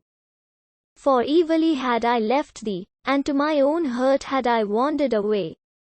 Yet ever did thy love abide with me, and ever was it strong, nor did aught prevail against it. Though I have looked upon evil and looked upon good, and now that thou art dead, surely I will die with thee also. And his soul besought him to depart, but he would not, so great was his love. And the sea came nearer, and sought to cover him with its waves. And when he knew that the end was at hand, he kissed with mad lips the cold lips of the mermaid. And the heart that was within him brake. And as through the fullness of his love his heart did break, the soul found an entrance and entered in, and was one with him even as before. And the sea covered the young fisherman with its waves. And in the morning the priest went forth to bless the sea, for it had been troubled. And with him went the monks and the musicians, and the candle-bearers, and the swingers of censers, and a great company. And when the priest reached the shore he saw the young fisherman lying drowned in the surf. And clasped in his arms was the body of the little mermaid. And he drew back frowning, and having made the sign of the cross, he cried aloud and said, I will not bless the sea nor anything that is in it. Accursed be the sea folk, and accursed be all they who traffic with them. And as for him who for love's sake forsook God, and so lieth here with his leman slain by God's judgment, take up his body and the body of his leman, and bury them in the corner of the field of the fullers, and set no mark above them, nor sign of any kind, that none may know the place of their resting. For accursed were they in their lives, and accursed shall they be in their deaths also. And the people did as he commanded them, and in the corner of the field of the fullers, where no sweet herbs grew, they dug a deep pit, and laid the dead things within it. And when the third year was over, and on a day that was a holy day, The priest went up to the chapel, that he might show to the people the wounds of the Lord, and speak to them about the wrath of God. And when he had robed himself with his robes, and entered in and bowed himself before the altar, he saw that the altar was covered with strange flowers that never had been seen before. Strange were they to look at, and of curious beauty, and their beauty troubled him. And their odor was sweet in his nostrils. And he felt glad, and understood not why he was glad. And after that he had opened the tabernacle, and incensed the monstrance that was in it, and shown the fair wafer to the people, and hid it again behind the veil of veils. He began to speak to the people, desiring to speak to them of the wrath of God. But the beauty of the white flowers troubled him, and their odor was sweet in his nostrils. And there came another word into his lips, and he spake not of the wrath of God, but of the God whose name is love. And why he so spake, he knew not. And when he had finished his word, the people wept, and the priest went back to the sacristy, and his eyes were full of tears. And the deacons came in and began to unrobe him, and took from him the alb and the girdle, the moneyplay and the stole. And he stood as one in a dream. And after that they had unrobed him, he looked at them and said, What are the flowers that stand on the altar, and whence do they come? And they answered him, What flowers they are we cannot tell, but they come from the corner of the fuller's field. And the priest trembled, and returned to his own house and prayed. And in the morning, while it was still dawn, he went forth with the monks and the musicians, and the candle-bearers and the swingers of censers, and a great company, and came to the shore of the sea, and blessed the sea, and all the wild things that are in it. The fawns also he blessed, and the little things that dance in the woodland, and the bright-eyed things that peer through the leaves. All the things in God's world he blessed. And story number 9. The Star Child. To Miss Margot Tennant. Mrs. Asquith. Once upon a time 2 poor woodcutters were making their way home through a great pine forest. It was winter, and a night of bitter cold. The snow lay thick upon the ground, and upon the branches of the trees. The frost kept snapping the little twigs on either side of them, as they passed. And when they came to the mountain torrent, she was hanging motionless in air, for the Ice King had kissed her. So cold was it that even the animals and the birds did not know what to make of it. Ugh! Snarled the wolf, as he limped through the brushwood with his tail between his legs. This is perfectly monstrous weather. Why doesn't the government look to it? Wheat, wheat, wheat, twittered the green linnets. The old earth is dead and they have laid her out in her white shroud. The earth is going to be married, and this is her bridal dress. Whispered the turtle doves to each other. Their little pink feet were quite frostbitten, but they felt that it was their duty to take a romantic view of the situation. Nonsense, growled the wolf. I tell you that it is all the fault of the government. And if you don't believe me, I shall eat you. The wolf had a thoroughly practical mind, and was never at a loss for a good argument. Well, for my own part, said the woodpecker, who was a born philosopher, I don't care an atomic theory for explanations. If a thing is so, it is so, and at present it is terribly cold. Terribly cold it certainly was. The little squirrels, who lived inside the tall fir tree, kept rubbing each other's noses to keep themselves warm, and the rabbits curled themselves up in their holes, and did not venture even to look out of doors. The only people who seemed to enjoy it were the great horned owls. Their feathers were quite stiff with rime, but they did not mind. And they rolled their large yellow eyes, and called out to each other across the forest. To wit, To woo, to wit, to woo. What delightful weather we are having. On and on went the two woodcutters, blowing lustily upon their fingers, and stamping with their huge iron-shod boots upon the caked snow. Once they sank into a deep drift, and came out as white as millers are when the stones are grinding, and once they slipped on the hard smooth ice where the marsh water was frozen, and their faggots fell out of their bundles, and they had to pick them up and bind them together again. And once they thought that they had lost their way, and a great terror seized on them. For they knew that the snow is cruel to those who sleep in her arms. But they put their trust in the good Saint Martin, who watches over all travelers, and retraced their steps, and went warily. And at last they reached the outskirts of the forest, and saw, far down in the valley beneath them, the lights of the village in which they dwelt. So overjoyed were they at their deliverance that they laughed aloud. And the earth seemed to them like a flower of silver, and the moon like a flower of gold. Yet, after that they had laughed they became sad, for they remembered their poverty. And one of them said to the other, Why did we make merry, seeing that life is for the rich, and not for such as we are?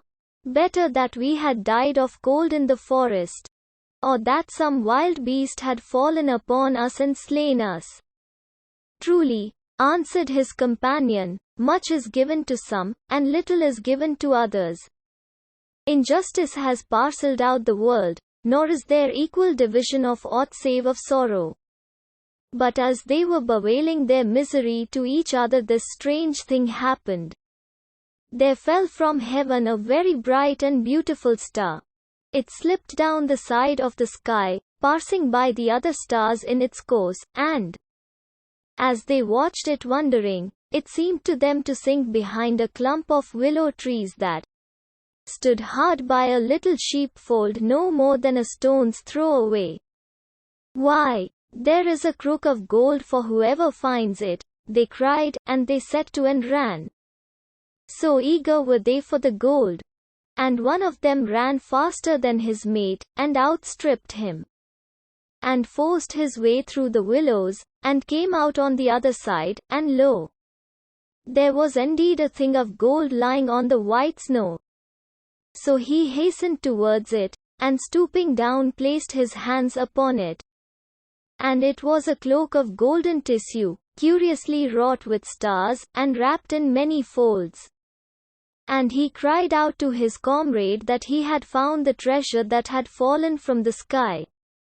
And when his comrade had come up, they sat them down in the snow, and loosened the folds of the cloak that they might divide the pieces of gold. But, alas! No gold was in it, nor silver, nor, indeed, treasure of any kind, but only a little child who was asleep. And one of them said to the other, This is a bitter ending to our hope.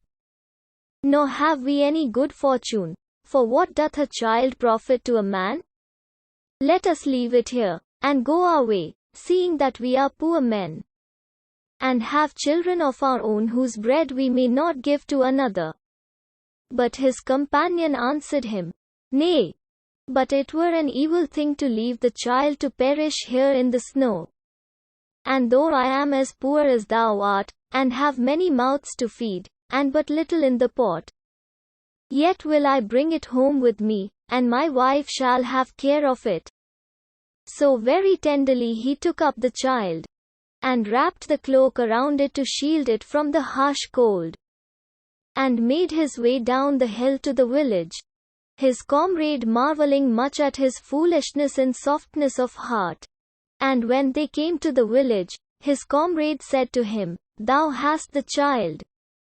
Therefore give me the cloak, for it is meet that we should share.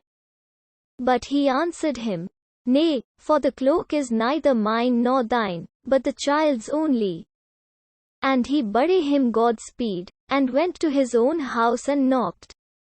And when his wife opened the door and saw that her husband had returned safe to her, She put her arms round his neck and kissed him, and took from his back the bundle of faggots, and brushed the snow off his boots, and bade him come in. But he said to her, I have found something in the forest, and I have brought it to thee to have care of it, and he stirred not from the threshold. What is it? She cried. Show it to me, for the house is bare, and we have need of many things. And he drew the cloak back, and showed her the sleeping child. Alack, goodman, she murmured, have we not children of our own, that thou must needs bring a changeling to sit by the hearth? And who knows if it will not bring us bad fortune? And how shall we tend it? And she was wroth against him. Nay, but it is a star child, he answered.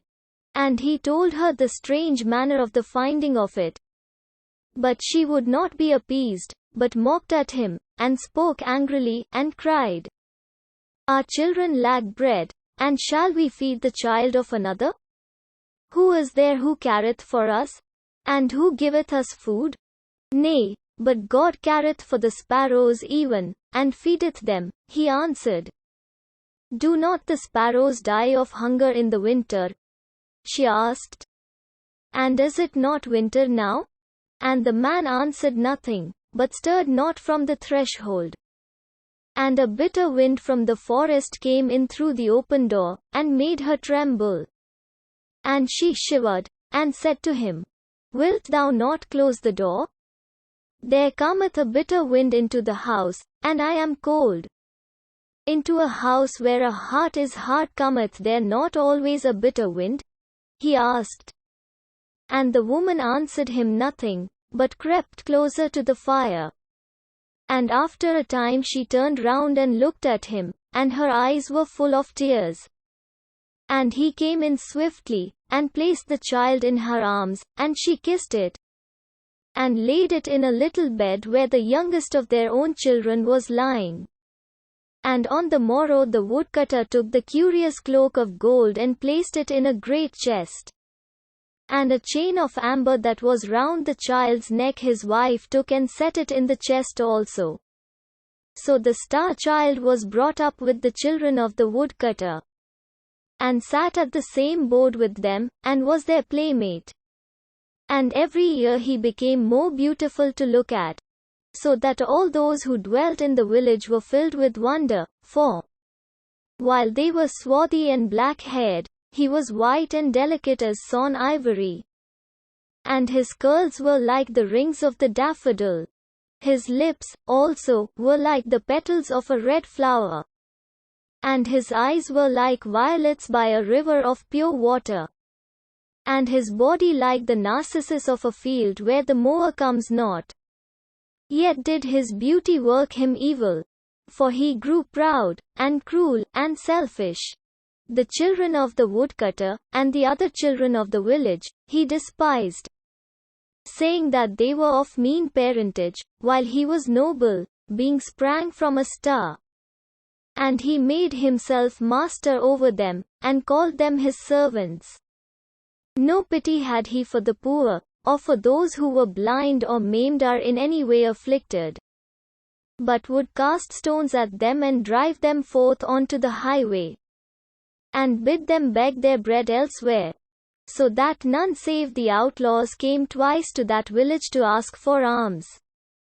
Indeed, he was as one enamored of beauty, and would mock at the weakly and ill-favored, and make jest of them, and himself he loved, and in summer, when the winds were still, he would lie by the well in the priest's orchard and look down at the marvel of his own face, and laugh for the pleasure he had in his fairness.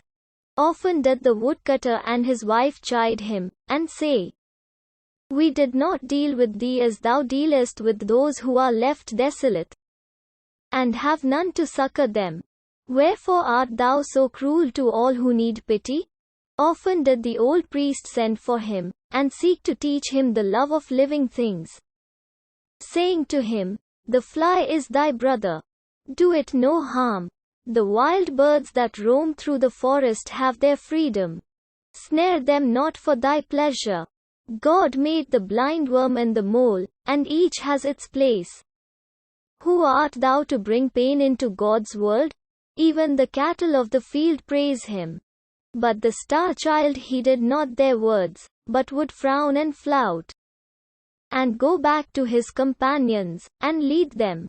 And his companions followed him, for he was fair, and fleet of foot, and could dance, and pipe, and make music. And wherever the star child led them they followed.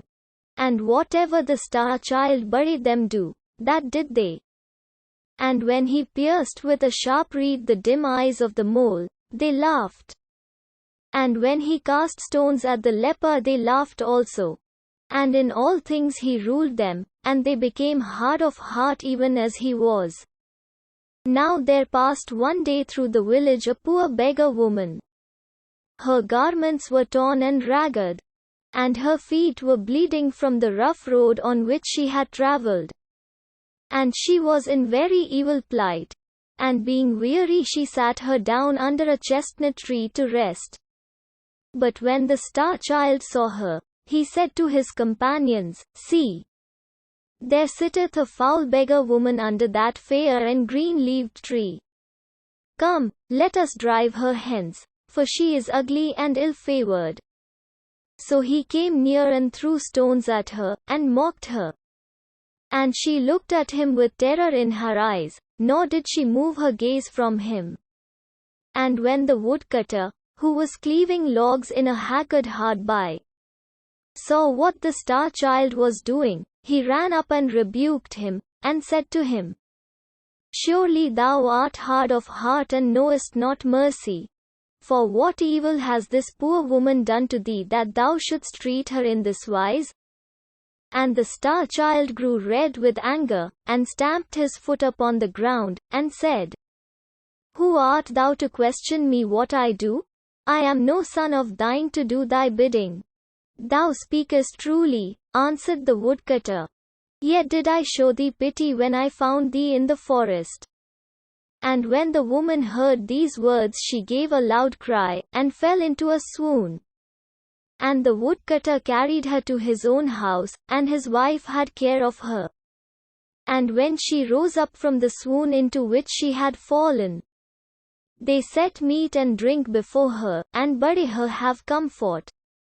But she would neither eat nor drink, but said to the woodcutter, Didst thou not say that the child was found in the forest? And was it not 10 years from this day? And the woodcutter answered, Yea, it was in the forest that I found him. And it is 10 years from this day. And what signs didst thou find with him? She cried, Bare he not upon his neck a chain of amber? Was not round him a cloak of gold tissue broidered with stars? Truly, answered the woodcutter, it was even as thou sayest. And he took the cloak and the amber chain from the chest where they lay, and showed them to her.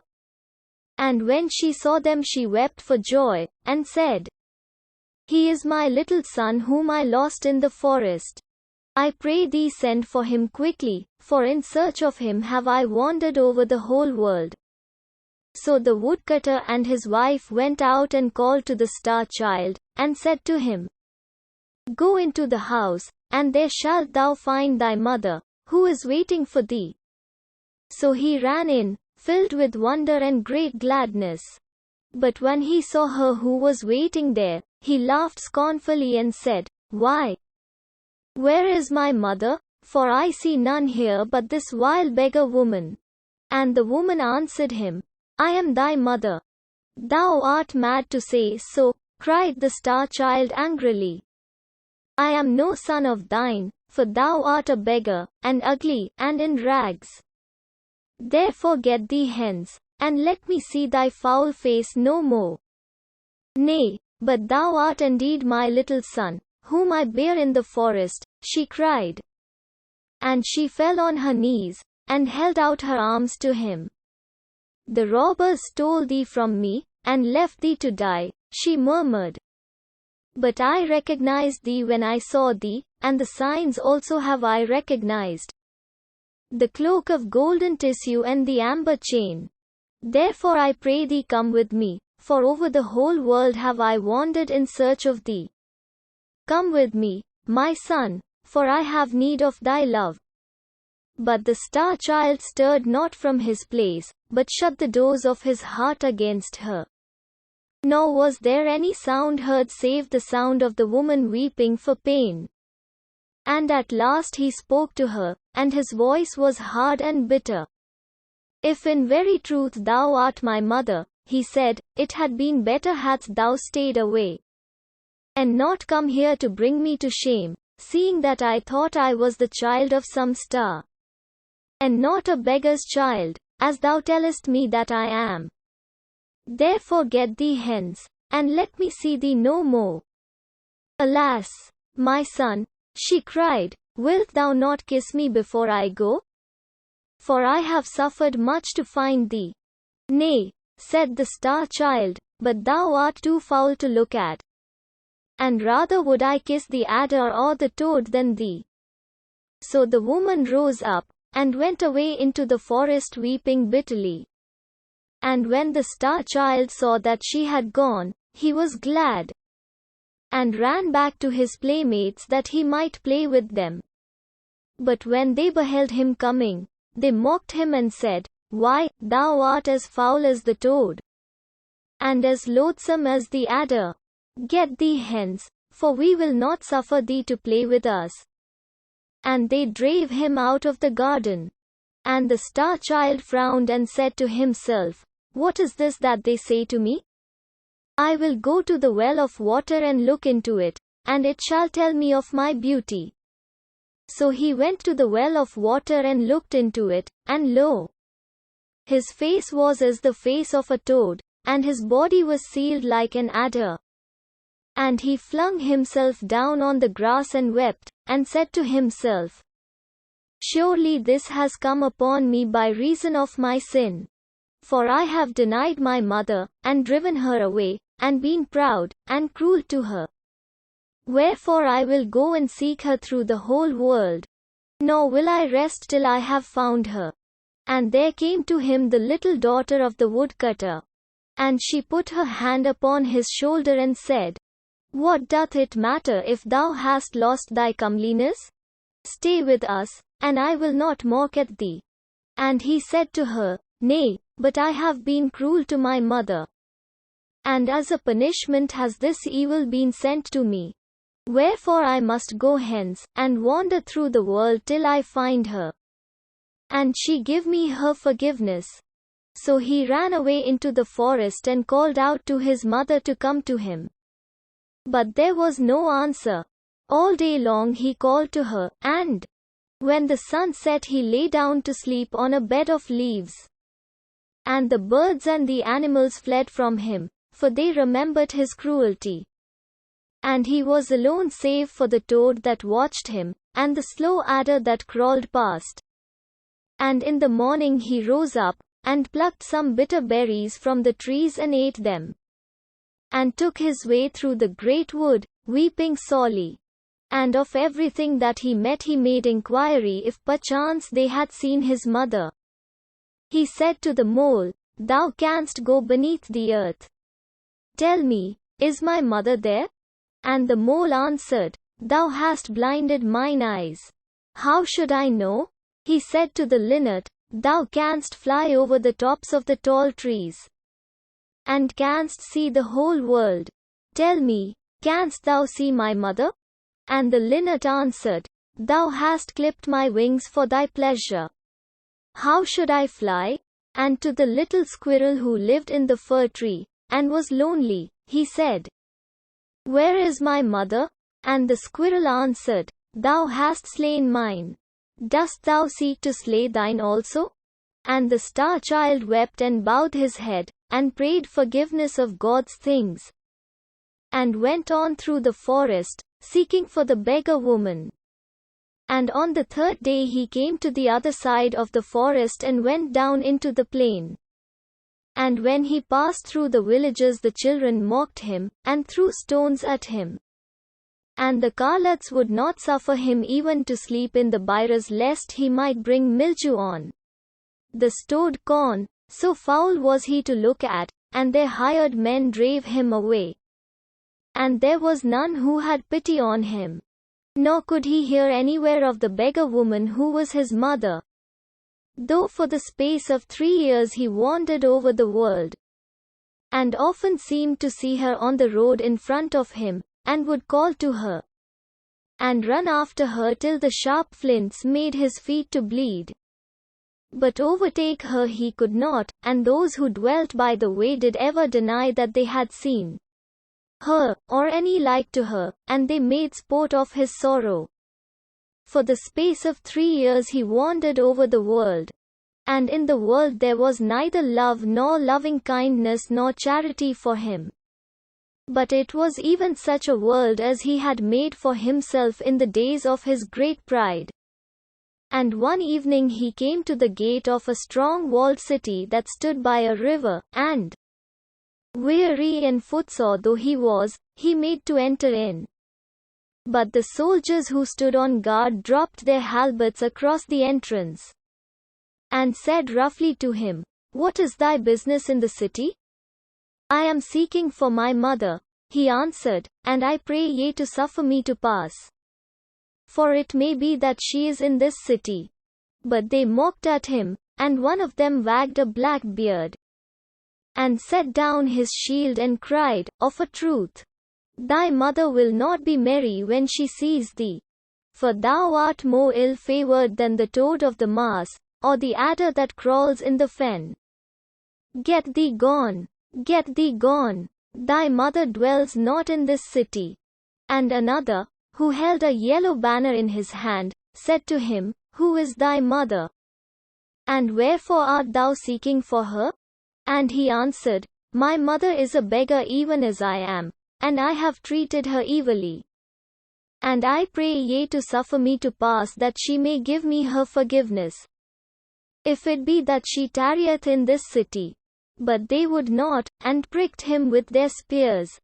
And, as he turned away weeping, one whose armor was inlaid with gilt flowers, and on whose helmet couched a lion that had wings, came up and made inquiry of the soldiers who it was who had sought entrance. And they said to him, "It is a beggar and the child of a beggar, and we have driven him away." "Nay," he cried, laughing, "but we will sell the foul thing for a slave, and his price shall be the price of a bowl of sweet wine."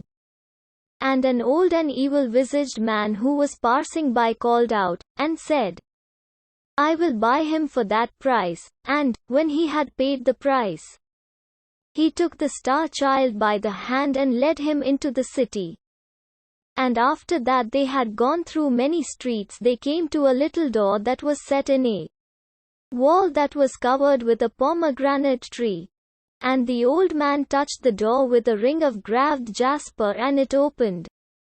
And they went down 5 steps of brass into a garden filled with black poppies and green jars of burnt clay. And the old man took then from his turban a scarf of figured silk, and bound with it the eyes of the star child, and drave him in front of him. And when the scarf was taken off his eyes, the star child found himself in a dungeon that was lit by a lantern of horn. And the old man set before him some mouldy bread on a trencher and said, "Eat." And some brackish water in a cup and said, "Drink." And when he had eaten and drunk, the old man went out, locking the door behind him and fastening it with an iron chain.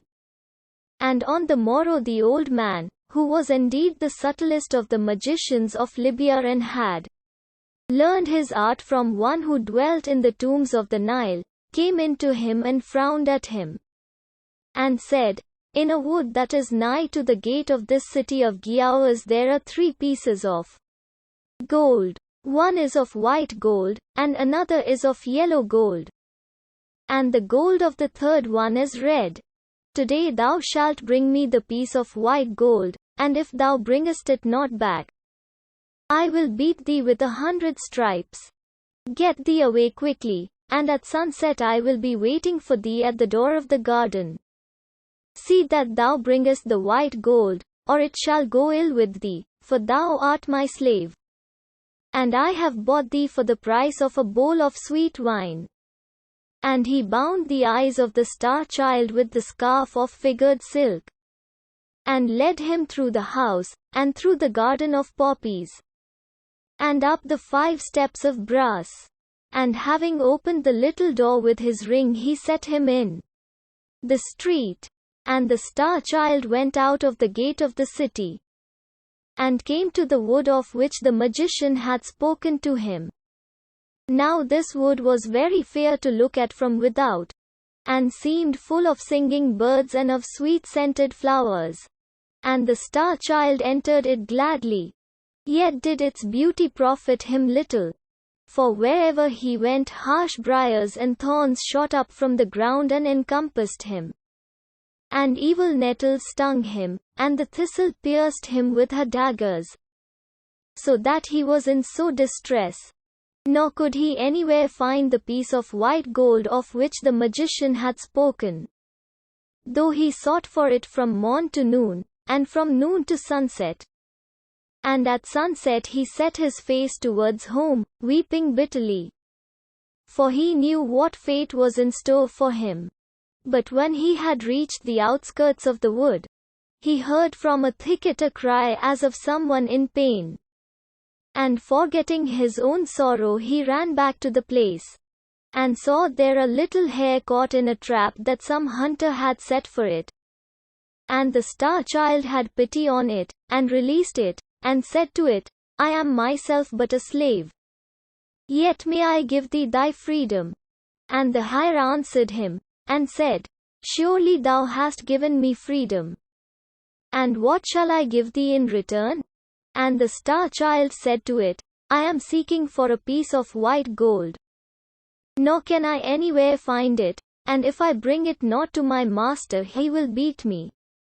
Come thou with me, said the hare, and I will lead thee to it, for I know where it is hidden, and for what purpose. So the star child went with the hare, and lo! In the cleft of a great oak tree he saw the piece of white gold that he was seeking. And he was filled with joy, and seized it, and said to the hare, The service that I did to thee thou hast rendered back again many times over. And the kindness that I showed thee thou hast repaid 100-fold. Nay, answered the hare, but as thou dealt with me, so I did deal with thee. And it ran away swiftly, and the star child went towards the city. Now at the gate of the city there was seated one who was a leper. Over his face hung a cowl of grey linen, and through the eyelets his eyes gleamed like red coals. And when he saw the star child coming, he struck upon a wooden bowl, and clattered his bell, and called out to him, and said, Give me a piece of money, or I must die of hunger. For they have thrust me out of the city, and there is no one who has pity on me. Alas! Cried the star child, I have but one piece of money in my wallet. And if I bring it not to my master he will beat me, for I am his slave. But the leper entreated him, and prayed of him, till the star child had pity, and gave him the piece of white gold. And when he came to the magician's house, the magician opened to him, and brought him in, and said to him, Hast thou the piece of white gold? And the star child answered, I have it not. So the magician fell upon him, and beat him, and set before him an empty trencher, and said, Eat, and an empty cup, and said, Drink, and flung him again into the dungeon. And on the morrow the magician came to him, and said, If today thou bringest me not the piece of yellow gold, I will surely keep thee as my slave, and give thee 300 stripes. So the star child went to the wood, and all day long he searched for the piece of yellow gold, but nowhere could he find it. And at sunset he sat him down and began to weep. And as he was weeping, there came to him the little hare that he had rescued from the trap. And the hare said to him, "Why art thou weeping? And what dost thou seek in the wood?" And the star child answered, "I am seeking for a piece of yellow gold that is hidden here. And if I find it not, my master will beat me, and keep me as a slave." "Follow me," cried the hare, and it ran through the wood till it came to a pool of water. And at the bottom of the pool the piece of yellow gold was lying. "How shall I thank thee?"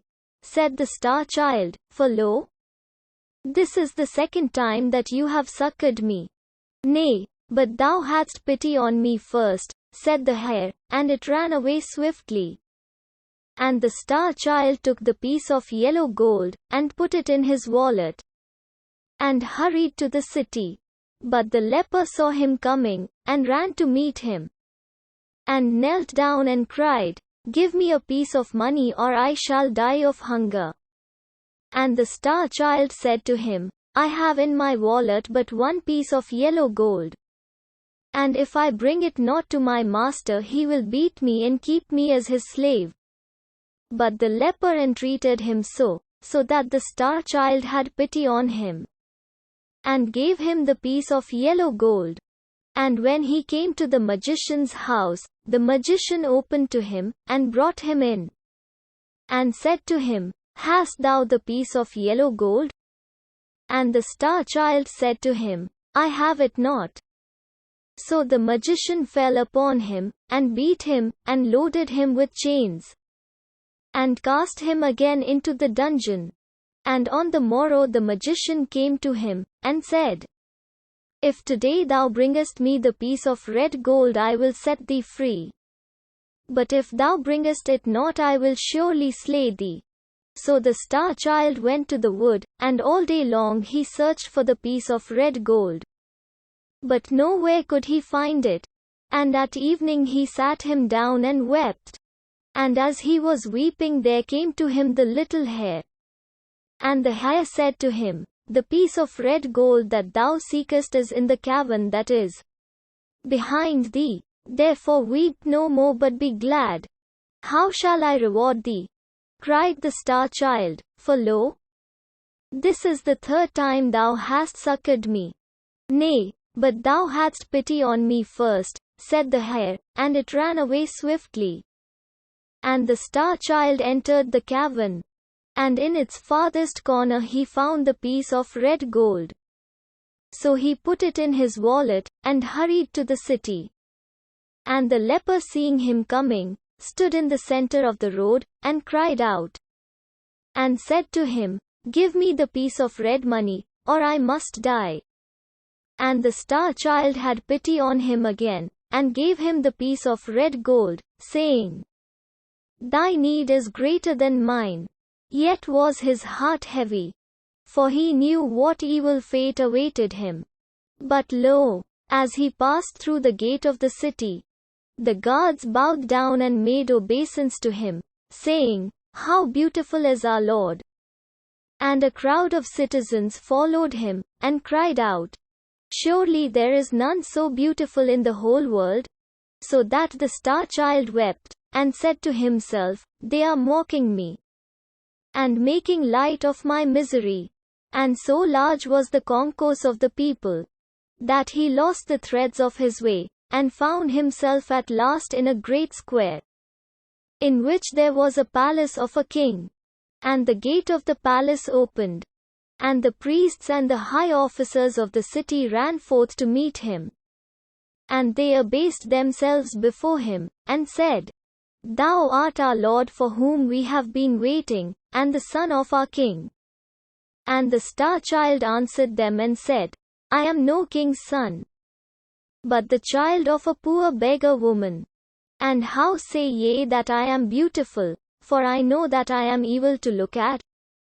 Then he, whose armor was inlaid with gilt flowers, and on whose helmet crouched a lion that had wings, held up a shield, and cried, "How saith my Lord that he is not beautiful?" And the star child looked, and lo, His face was even as it had been, and his comeliness had come back to him. And he saw that in his eyes which he had not seen there before. And the priests and the high officers knelt down and said to him, It was prophesied of old that on this day should come he who was to rule over us. Therefore, let our Lord take this crown and this scepter, and be in his justice and mercy our king over us. But he said to them, I am not worthy, for I have denied the mother who bare me. Nor may I rest till I have found her, and known her forgiveness. Therefore, let me go, for I must wander again over the world, and may not tarry here. Though ye bring me the crown and the scepter. And as he spake he turned his face from them towards the street that led to the gate of the city, and lo, amongst the crowd that pressed round the soldiers, he saw the beggar woman who was his mother, and at her side stood the leper, who had sat by the road. And a cry of joy broke from his lips, and he ran over. And kneeling down he kissed the wounds on his mother's feet, and wet them with his tears. He bowed his head in the dust, and sobbing, as one whose heart might break, he said to her, Mother, I denied thee in the hour of my pride. Accept me in the hour of my humility. Mother, I gave thee hatred. Do thou give me love. Mother, I rejected thee. Receive thy child now. But the beggar woman answered him not a word.